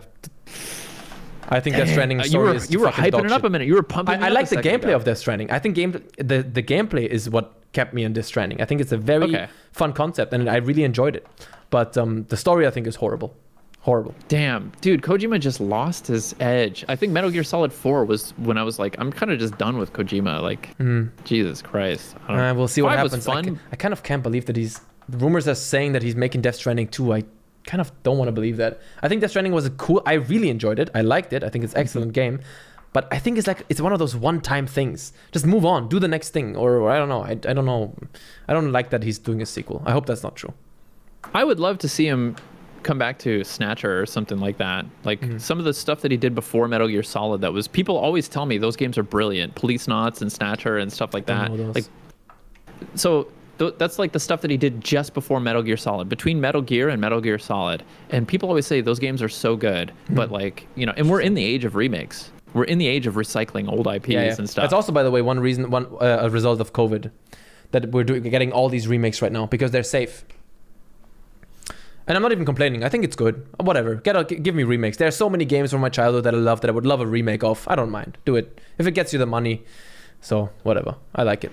Which type of which game do you think would you? What remake would you like to see more than anything? Oh my god, where to begin? I would love Splinter Cell Chaos Theory remake. Chaos Theory? Oh, listen, let's go! I have it installed right now, and I played it recently, and I had my controller set up. It's aged perfectly. Dude, this game, it's still one of the best games of all time. It doesn't need a remake. It's still amazing. Yeah, I think so. Yeah, but just, I don't know, or remaster, whatever the fuck. Dude, that game, Chaos Theory, is peak stealth. It's just unbelievable, that game. We had such good games in that era. Like stealth games were in such a good... Blood Money, Chaos Theory, that was such a good period. Yeah. There's an endless list of shit you can remake, so I don't mind. I think it's good, yeah. Yeah. Cool. Well, shoot. You wanna introduce yourself again real quick? Destiny just rated me with like 6,000 people. So. Destiny. Destiny. What was with that? Nothing. Destiny. Hello. 6,000 people just rated you? This is your introduction? What are you doing? You're whatever the fuck, bro. I don't give a shit. And Who are you? Hi. Hello. I'm Ranton. And look me up on YouTube. Okay, this is Ranton, big YouTuber, Shaolin Master. Shaolin Master. Yep, he's a Shaolin man. He runs the Shaolin Temple. He'll teach you all about spiritual oneness and well-being and all that stuff. For sure. Why did Destiny send 6,000 people your way? He's a nice guy. Yeah. You've been doing some milking too, I see, huh? he's a really, really nice guy. He's a super good guy, friend of mine. Very good. Yep, very supportive of me. So I want to hear more about remakes and the kind of remakes you'd want to see. I feel like what are some of the remakes? No, let's talk about Shaolin, bro. We have more people watching. Let's talk about something that people care about. Come on, ask me something about Shaolin. Let's go. These people care about video games. They've been stuck watching motherfucking. So you know the thing about Shaolin is that spirituality is just so important. Just get up and do some for us. Can you get? Is there some cool Shaolin stuff you can do right now next to your? I can. Summon my chi and raise my body's temperature by 3 degrees. Let's see it. I just did it. I'll believe it when I see it. I just did it. But it was too fast. Okay, do you really want to go back to talking about Shaolin? No, it's fine. It's fine. We can do anything. Right? It's fine. We can do anything. Okay. Well, actually, I am curious. I didn't get to ask this earlier. I was thinking about it, but I wanted to move on to other stuff. When you were at the temple, did you ever have to do any of those like kata tests that you always see in those videos? You know, monkey stick. No tests. No test. This is actually one of the things that I love about Shaolin, right? About the temple is that Shaolin is not supposed to have ranks. Like all other martial arts are, because they become commercialized. They all have ranks and degrees, and you pay for the next exam. Shaolin doesn't have that. And Shaolin, you're a master when your master tells you you're a master, right? Oh, you don't have to do katas or any of that stuff? You don't have to do those stuff? Are you still listening? Sorry, I'm adjusting my chat. It's all good. It's all good. And so no, I didn't know the Shaolin focus listen techniques. So. Nice. No, and Shaolin, it's like I would consider it an exam when we had to present in front of the abbot, when there's a show. That felt like an exam, for sure. Okay, but there's no grading. And certainly, if you can't perform the show, then you're like, that you're not good enough to do it. I've always hated performing. I hated it so much. I am a very nervous person, especially before, and you know how to describe it. The place where we usually perform for the abbot is like we had guests and like people from embassies and sometimes high level Communist Party officials, and then when we performed, we had to perform on this shitty, slippery stone ground that was the absolute worst. We never trained on there, and so we had to perform on it.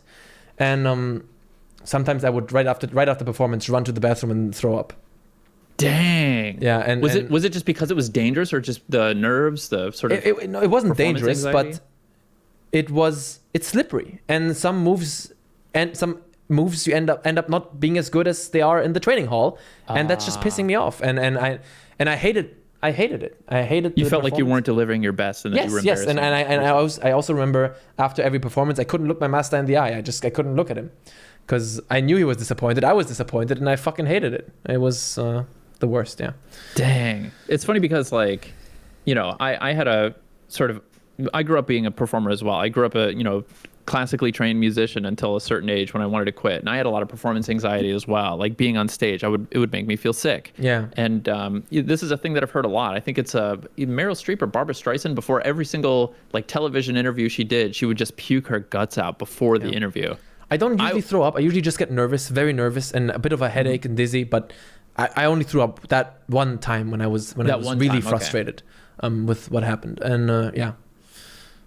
Damn, like that's always been a concern of mine. It's funny because we're both entertainers now. We both have no problem being in front of like hundreds or thousands of people, but it's a little different when you're on stage and it's all in the moment. And yeah. You know. And you know, the way the performance works is there's the stone ground, and there are these stairs, and up on the stairs are like 10 chairs, and they're all sitting on these chairs. And then next to the chairs are all the monks, and then around you back are like some tourists, and then also all monks and people all around you. And then you're standing ready in your martial arts robe. You're standing there in the back, looking at your master, waiting to give you the sign, like go now. And you just shake, and then it's the worst, man. It's the worst. Some people like it. My wife is really good at it. She doesn't mind performing, but she didn't mind it. But I hate it. Wait, your wife does martial arts? Or? Yeah, I met her in the temple. Oh, really? Yeah, you didn't know that? No, I had no idea. Yeah, I met my wife at the temple. God, that's so, yeah. Listen, I'm married to somebody that I worked with as well, and we have like a lot of the same skills and stuff. Isn't that so nice? Like when you can understand a lot of the shared experiences. For sure. 100%. Yeah. I think this is honestly the best thing that could have happened to me, because Sophia, my wife's name is Sophia. We seen each other at like our absolute worst, completely broken down and beaten the shit out of, and we've been humiliated by masters in front of each other, and kicked the shit out of, and crying on the ground and completely dead. We've seen each other at our worst, and there's nothing to hide, and I think that's good. It's funny because I actually, now that you mention it, I'm realizing that I kind of was just operating on the assumption that all Shaolin monks were men, that they didn't take women. They don't. Oh. But wait, Sophia? It's all a lie. I wasn't going to Sophia, man. Wait, no, Sophia? I thought you told me you were a Shaolin monk. What the hell? I was thinking Sophia was the first. I never know with the first and you never really know who's the first. But Sophia, at least at that time, was the only girl that could train with the warrior monks, and she trained with the. I don't know if. I don't like usually this. Oh, she's the first, blah blah, because it's always bullshit. You never really know. But at least during my time there, and yeah, she's definitely one of the few women who had the privilege to train with the warrior monks. Yeah. Wow, that's crazy. It's amazing. She's really good. Was this Guanxi or was this? No, she was a package deal, so to speak. I mean, I was there, and she was. Oh, you brought her along. You guys met before Shaolin Temple. What was the fucking timeline? No. Sophia and I, the moment I came to the temple, I met her. Like right there, I met her. We were the only two people who were there long term, who didn't just come for like a few months. We were there long term, so we were always there together. Everyone at the temple knew like Sophia and Anton. We were always a team, and so it was kind of self-explanatory that if I ask, can I join the monks, Sophia's gonna come along with me. We are one. We're a team. Yeah. Okay, sorry, I missed that critical thing. So you guys had met in China before? No, we met in the temple. We met in the temple. When I switched to the school of the temple, that's where we met. Okay, and what was she doing there? Training. Okay, so she was already training before. Yeah, but with the foreigner group. You guys were together. With the group of foreigners. With a foreigner group. Yeah, okay. Yeah. Cool. Fuck. Man, that is crazy. So they will. So if you're like a tourist and you're an outsider and you want to train with the warrior monks, if you show dedication and you're a woman, they will train you, but it's probably a pretty high bar. No, if you come there as a foreigner, you're not going to train with the monks no matter what gender you are. You're not going to train with the monks. Okay. No. Okay. You're going to be with the foreigners, train with the foreigners. That's also what I did for a while, right? That's also what I did for a long time. And when I switched over to the monks, then Sophia and I, we both switched. Okay, the stuff that they train the foreigners, is that they teach like the sort of bootlegged shit, where are they just teaching them Tai Chi or anything? Okay. Like the stuff that they teach foreigners, of course, always depends on your level. What you're taught is always depends on your level. Most foreigners who arrive are don't know anything, so they teach the basics. But if you're a foreigner and you go to the temple and you already have substantial knowledge on Shaolin Kung Fu and you can do a lot of stuff and you're good, which is rare. It's rare that foreigners are good, unfortunately. It's just the way it is. Then they're gonna teach you stuff that's appropriate for your level. Wow, I didn't know you were a race realist. I'm sorry, I don't have the Shaolin gene. Man, I don't know what it is, but foreigners, they train 18 years and they suck. I don't know why. It's different time. It's a different time commitment, I guess, or the problem of always having the same master and the master also not being good. But I've met people. They're like, oh, I have 18 years of martial arts experience. He does one move, and I'm like, my master's like crying on the floor laughing. It's like, what the fuck is going on? 18 years. Yeah. It's like 18 years of what? That's why also the people at the temple don't respect foreigners, because they overwhelmingly suck and they are very high and mighty and think they can do everything. God, it cuts so hard when you say the word suck. They suck. They suck. Oh, it just they comes suck. out of you. They just suck. It's the German in me. Okay, so you came back and you started doing kickboxing. It sounds like you had some experience with fighting as well. Well, it sounds like you have some like MMA or martial arts experience beyond just Shaolin. No, I did judo. Before Shaolin, I did judo. I did some Wing Chun and some Krav Maga. I didn't do kickboxing. Okay, I feel like when I've heard you talk in your videos, you always talk about how you'll sort of evaluate these different martial arts. Yeah, Wing Chun is like, there's something there that you can exercise. I did some kickboxing in the temple, but I didn't do kickboxing before going to the temple. Okay. Yeah. Well, I thought it was after you went to the temple that you started sparring and doing some real fighting or something like that. Yes. After the temple with Sophia, for example, I spar with Sophia like almost every day, but she has a knee injury now, so we can't. But my interest in sort of combat sports, jiu-jitsu and kickboxing kind of started after the temple. Yeah. Okay. So like, it seems like a lot of your insight, I really like listening to you break down the different martial arts and like sort of, fucking pulling back the curtain when people start talking about how their martial art is combat viable or something like that. Yeah. It seems like you have a lot of insight. Are you like a pretty accomplished fighter? Have you done? No, absolutely not. Okay. Absolutely not. Anyone can say this. I think I'm not bad. I sparred a little bit in the temple. It was really fun. Not much, not enough. Not by any means not enough. It was not really part of the training routine.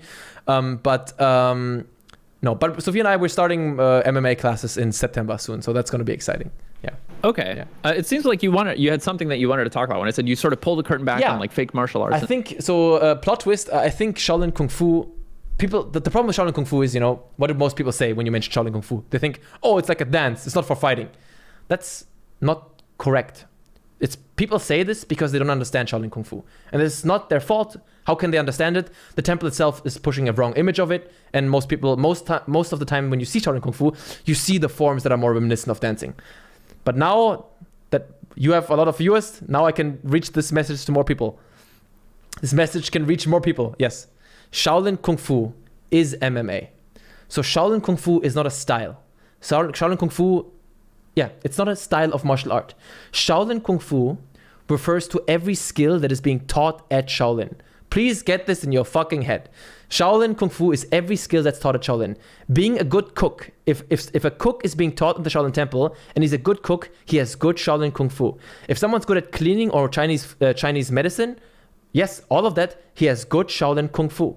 This is Shaolin Kung Fu. It's the skills taught at Shaolin. Now, right now, kickboxing and judo, they all have Chinese equivalents. They're not being taught a lot at Shaolin, which means they're not part of Shaolin Kung Fu right now a lot. But as they become more popular and they are reintroduced and they're more taught in Shaolin, it'll again become part of Shaolin Kung Fu. Shaolin Kung Fu is not a style. It just refers to the skills taught at Shaolin. Right now, what's making money is forms and acrobatics. That's why most of what you see is forms and acrobatics. That's why when people think Shaolin Kung Fu, also what I was taught mostly, forms and acrobatics. That's why people think, hey, that's Shaolin Kung Fu. It is, but it can always change. If, as MMA, American culture is very contagious. As UFC and MMA becomes more successful in the States, it will also become more successful in China. It is already in the process of becoming more mainstream in China, MMA. And once the Shaolin Temple notices, hey, there's money to be made in real fighting, they'll reintroduce Sanda, which is Chinese kickboxing, and Shuai Jiao, which is Chinese judo, again into the temple. And then it's part of Shaolin Kung Fu. Okay, so Shaolin Kung Fu is just Shaolin like Kung Fu. Shaolin Kung Fu. Yeah. 欢迎大家收听 fucking. So it's like it's just anything that's taught there. The Kung Fu there is just like the way, the teachings. Yeah, as maybe you know, Kung Fu means a skill taught through hard work. That's what Kung Fu means. Like 掌功 means like becoming good at something, right? So yeah, there are a lot of words that could be used there, but sure, exactly. Yeah, like. But so the skills taught at Shaolin, these are the Shaolin. This is Shaolin Kung Fu, and this is any skill that is taught there. Now, obviously, most of the time people refer to the martial arts, and this at the moment is mostly acrobatics and forms. But there are some masters still at the temple who do love kickboxing, who are like local masters or like province masters of kickboxing, who are absolutely insane motherfuckers. And yeah, I still consider it being part of Shaolin Kung Fu, kickboxing and that kind of stuff. Okay. Shaolin Kung Fu is MMA. There's a phrase that gets said in Chinese a lot. One of the most like sort of common. Don't embarrass me, bro. Don't say something that I don't know, please. Oh my God. No, I'm not. I'm just gonna say like it's very common to say something like 我下了很多功夫 or something, right? I put forward a lot of effort, and that way like 功夫 can just mean like effort or hard work or something like that. And like I've seen that translated in funny ways that doesn't make sense to a lot of Americans because. Good jolly. What the hell is sorry, I got a dono just now. There we go. I was like, why is this coming on my end? I got a super chat for like $5, but yeah, someone in my chat says if you beat your wife at Shaolin, it's Shaolin Kung Fu. You are if it's an incident that occurs, not, but if it's a skill that's being taught, for sure. Beating your wife, Shaolin style. Meditation is also Shaolin Kung Fu. You have to say like tiger style, hit my wife or something like that. Okay. Tiger claw in her face. Tiger claw, dinner not ready yet. Undercooked. Exactly. Fucking, but no, I've seen some translations where it says like, man, like I worked really hard on this project. Instead it says like, I put a lot of kung fu into this project or something like that. It'll be like TPS reports or something like that. Yeah. It's kind of in the West, we just understand kung fu to literally mean a style of martial arts. Yeah, it's a bit of a mistranslation or whatever. Yeah. Okay, so they do sparring at the Shaolin Temple, and they do MMA. By MMA, I mean mixed martial art. Shaolin Kung Fu is a mixed martial art because it takes from a lot of different martial arts. Shaolin Temple originally, historically, is a place where people from around Asia came and showed their skills and showed what they can do. I obviously haven't been at the temple in a while. I can imagine that kickboxing is more present now than it was when I was there. It's probably going to become more and more present there. Yeah, every once in a while you see a class, you see a master teaching it. Yeah. Okay. It's not enough though. I wish it would shift more on that, but yeah. Okay, so I guess when people are talking about Shaolin Kung Fu, and you're saying the acrobatics, I feel like there are certain things that are certainly like emblematic or most easily recognizable as Shaolin. Like these are the sort of, Shaolin's like, what do you call it, like 特色 or something like that. It became that way because that's what the temple is pushing. Okay. Of course, yeah, but that's where the money is. The temple is moving where the money is. But what is taught at the Shaolin Temple is actually more fluid, is what you're saying. Like whatever is more recent or what is more useful. Yeah, it is taught. I mean, at this point, probably what is still mostly being taught is still mostly just normal kung fu forms and animal forms and some acrobatics. This is the standard stuff that most people learn when they learn kung fu, Shaolin Kung Fu. Yeah. Okay. Yeah. But so if you wanted to learn sparring, you think that there's a sort of problem with the structure where they don't do enough of it? But the warrior monks definitely do practice sparring. No. It's hard. It's I think maybe you have it in your head a bit too rigid. Like you think, oh, there's this strict routine. It's not really like that. So there's a lineup early in the morning of the warrior monks. They line up outside of where they live, and then a master walks out, and you don't know always what master that is. And depending on what master it is, then you'll learn what your day is going to be like. And sometimes it's that, sometimes it's this. You don't know. There's not like a timetable. Oh, today we have this, tomorrow we have this. That's not what it's like. Every day is surprise. Every day is surprise training. You might wake up and your master is still hungover from the night before, so he's like, run mountain, and then you run mountain. Dang. I was thinking that when you sort of mentioned that the sort of the teachers and the masters and stuff are no strangers to just debauching and fucking around or whatever. They're just people, man. They're people. That's what people don't understand. They're just normal people. They're not bad. They're just people. Like so which master comes out in the morning might be the result of like all of them sitting around hungover and being like, you fucking go, no, I paid the bill or whatever. Absolutely, man. I got fucking drunk calls in the morning from my master when I was not training with the monks yet, who's like, I can't get up, you take over class. I'm like, great. Awesome. Damn. Okay. It's a bit of an honor and a privilege that he would come to me for that, but at the same time I'm like, bro, I want to get it together, man. Yeah, like, bro, at least drink like, I don't know. I'm not here to do your job for you. Yeah, I'm here for you to kind do of. your Yeah, job for sure, me. for sure. And then they drive drunk from the city home to the temple. They drive drunk. It's bro. I don't want to. Jesus Christ! Of course, but it's Shaolin style driving drunk. It's bro, still. I don't want to Shaolin know how Kung many Fu.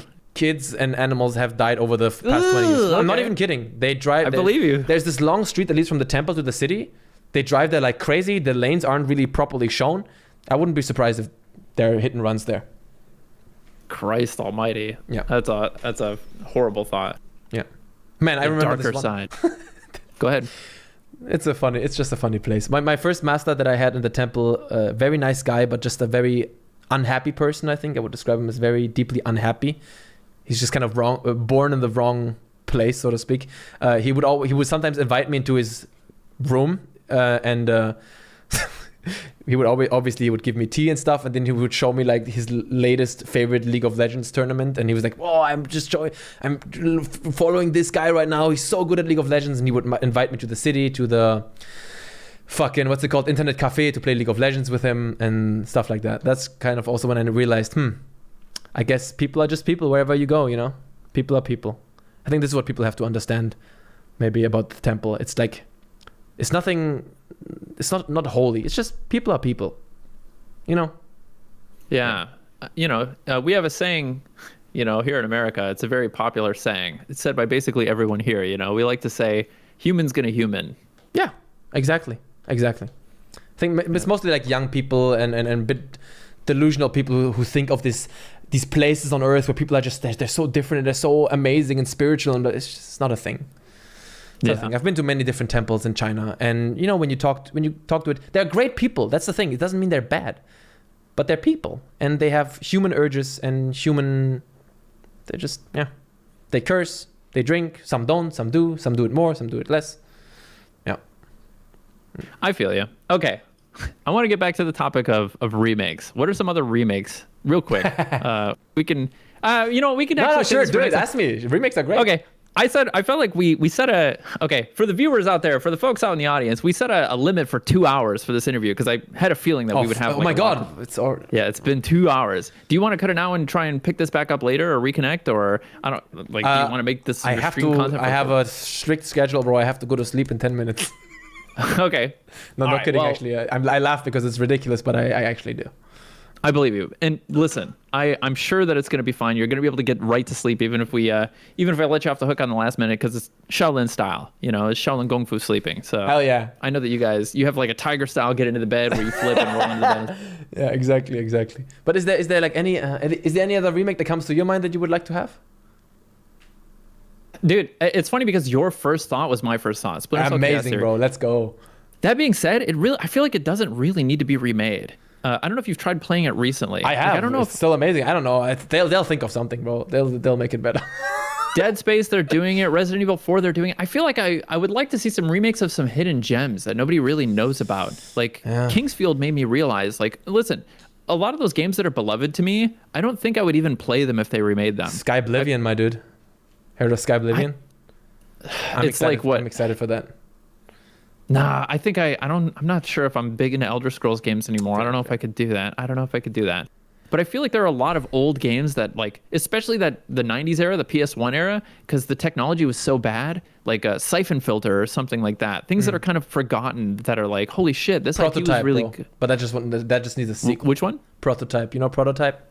Prototype. I do know Prototype. Boy, I wish that got a sequel. The games weren't that great. They were like missed opportunities, but I just wish they made a proper one again. But can I ask you one thing? Yes, ask away. This is your turn. What gave you the idea what to interview me? I don't know. I love talking to people. You're an interesting guy. I try to, like interview and talk to as many people as possible. It's the number one reason that I'm streaming. I'm trying to like wrap this up because I know you only have a couple minutes left. But it's fine. It's fine. The biggest benefit to streaming, the number one thing that attracts me to streaming is that it allows me to connect with, people from all different walks of life from all over the world. I'm a curious guy. You've lived an interesting life, like you're a young guy and you've lived already an interesting dynamic life. You've got all these insights about things. I don't know, this creator space, sometimes I feel like there's a sort of type of creator, and I think most creators aren't really my type. But I heard you get on and talk to our Relevant, and I remember just being like, oh, this guy's like really smart. This guy's my type. You know what I mean? Let's like go. this guy's got, and then I learned about the Shaolin stuff. I was like, this guy's got stuff that's interesting about him. And whatever. All the things I told you about today. So thank you, man. I hope I lived up to your expectations. I don't know. It's funny because you've been nervous through this whole thing, but you've got all the leverage. I'm the nobody, and you're the fucking superstar. You're doing me a huge favor by offering me this interview and stuff. No, it's fine. I was so excited for today. I think I was really happy when you reached out. It was very fun for me. Very cool. It's funny because this is a thing that I've noticed pretty frequently with YouTubers. Like, I've been able to like sort of make some relationships with a lot of YouTubers that are like pretty successful, right? And I've noticed like being a YouTuber is really lonely. But this is a topic that I really wanted to touch on. We can get on this next time. Like being a content creator, your daily life is sort of just bed, desk, bed, desk, bed, desk, bed, desk. You know. We can talk. Go ahead. We can talk a bit more longer. I think let's talk a bit longer. Fuck it. Fuck the circadian rhythm, bro. I'm doing a sacrifice now. You sure? Yeah. Okay. Let's go. Not more than another hour. But let's talk more. Let's talk. I feel like I pulled a heartstring there that's very near and dear to you. Why do you feel like it's a lonely job? The people you talk to, they seemed lonely to you? I mean, I do it a little bit, right? Like I'm somewhat involved in this process. And, I stream pretty regularly, Monday through Thursday, 6 to midnight Pacific time for the folks at home. But, I know what it's like when you're sort of just like, it's the same as when you have a job, you have your commute, you commute home, you're at your job, you commute home or whatever. It's very like, I wake up, I go to work, I come home, I make dinner, I go to sleep. A lot of people have this experience, but when you're a creator, it's all kind of contained in your home. You're not really at an office. And like YouTubers especially, holy shit, you guys have to spend all your time editing if you're not fortunate enough to but I don't really do anything on YouTube anymore. Like I haven't uploaded in a while. I can't find the motivation to do it. I have a second channel that I have an editor for my second channel. Right now I'm not really doing anything on YouTube right now, and I'm still like lonely sounds like negative. Like I'm not necessarily. I love being alone. Yeah, exactly. Me too. I'm addicted to my like being in my head in my personal time. Yeah, I talked about this before also on my stream. Is like I feel I don't really have any friends. Like as ridiculous and embarrassing as that sounds, I have friends, but they're all too far away. Like I don't have any available friends, right? All the friends I have are in other countries or they're far away in Germany. And sometimes I do wish that I had more. I had available friends, but I fear that if they were available, I would still not really meet them because I just like being on my own or with my wife, or yeah. When I'm with my wife, it's like we're being alone together, so to speak. And it's just I enjoy that part. So it's not really YouTube that made me be alone. I like being on my own. And I don't also think it comes necessarily with YouTube. It's interesting that you see a relation there. I would think like someone like Logan Paul, do you think he's alone? I mean, he looks like he's always part of some crew or some gang. I think the people who are alone are like mostly like people who write video essays and what type of person writes video essays? Like the type of person who writes video essays is probably a loner. I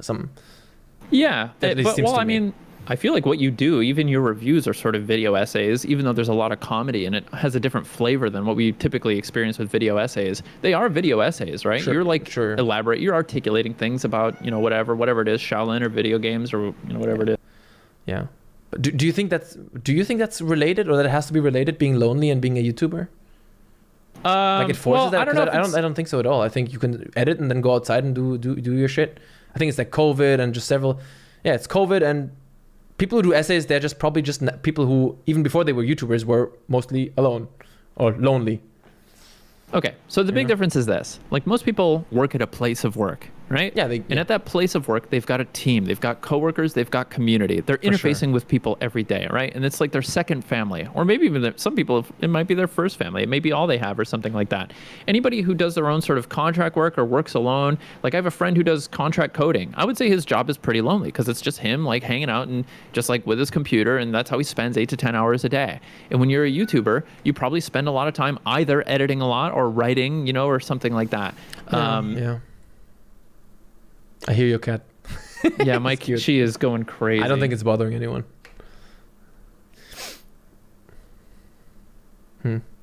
Sorry, I'm just calling in. I'm calling in air support to pick up the cat. Anyway, and I feel like being a Twitch streamer, it's not really so. Being a Twitch streamer is way less lonely than being a YouTuber. Yeah. Writing content, filming the content, cutting the content. That process is like very. There's almost, you really can't, unless you have an editor, you can't really offload a lot of that. Or you have the fortune of being able to hire a cameraman that's able to work cheap enough to suit your needs or something like that. Being a Twitch streamer is not lonely at all, because you get to, interact with all these like hundreds of people from all around the world, all different walks of life and stuff. Sure. But even then, there's a disconnect between the streamer and the chat, right? When your day of work is done, you hit stop broadcast, and now you're in your house and it's alone, and that's where you've been. You look around. This is the room that I've been in and that I've spent the last 4 to 8 hours in, however long your stream is, right? And that's basically your life, is sort of going from your couch to your desk. And, even though it feels like you're interacting, there's something kind of lonely about it. And again, this isn't necessarily... Go ahead. No, it's not a negative, not necessarily a negative thing. It's not necessarily a negative thing. But sometimes it feels like people who do this sort of work, this is the response I've gotten often. It's funny because like most people think about people who do well on YouTube as inaccessible or celebrities or something like that. And my experience has been reaching out, even though I feel like my profile is not huge. I don't have that much to show for things.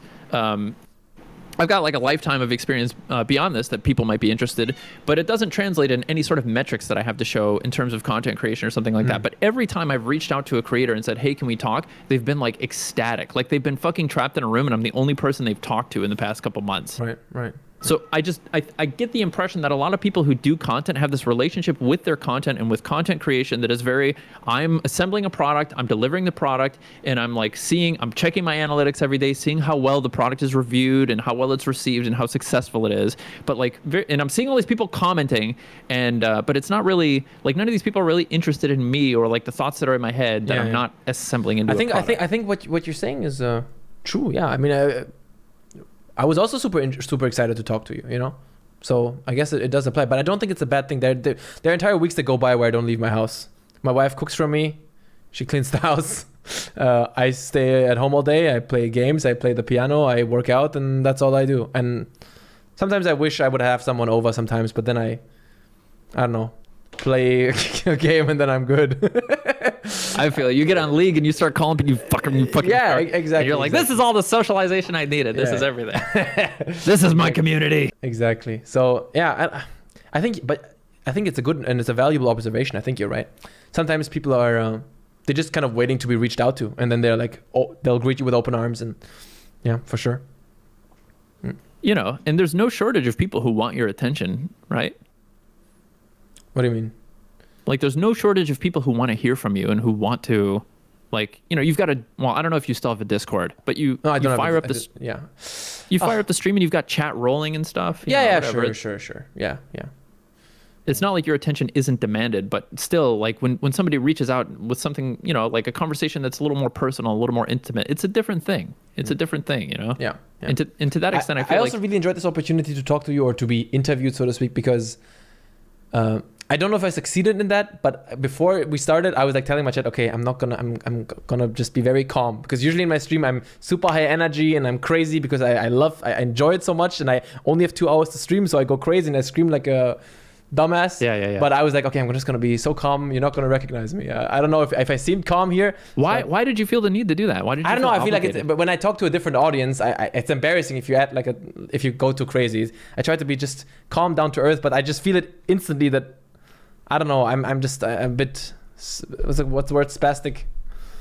I also feel like maybe that's, you'll have to tell me if this is true, but I feel like when I interact with people, they want me to like take them seriously and respect them or something like that. They want to be, the thing is, like, there's this great legend about showbiz where, Hanna-Barbera, the people who did Yogi Bear and the Flintstones and stuff, are you aware of these cartoons? The Flintstones, I think I know that, yeah.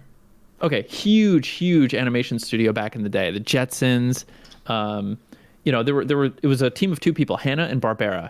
And one day, I think Hanna said, like, I'm bigger than Yogi. And the idea is that, like, Hanna wanted to be respected beyond the work that he put out, right?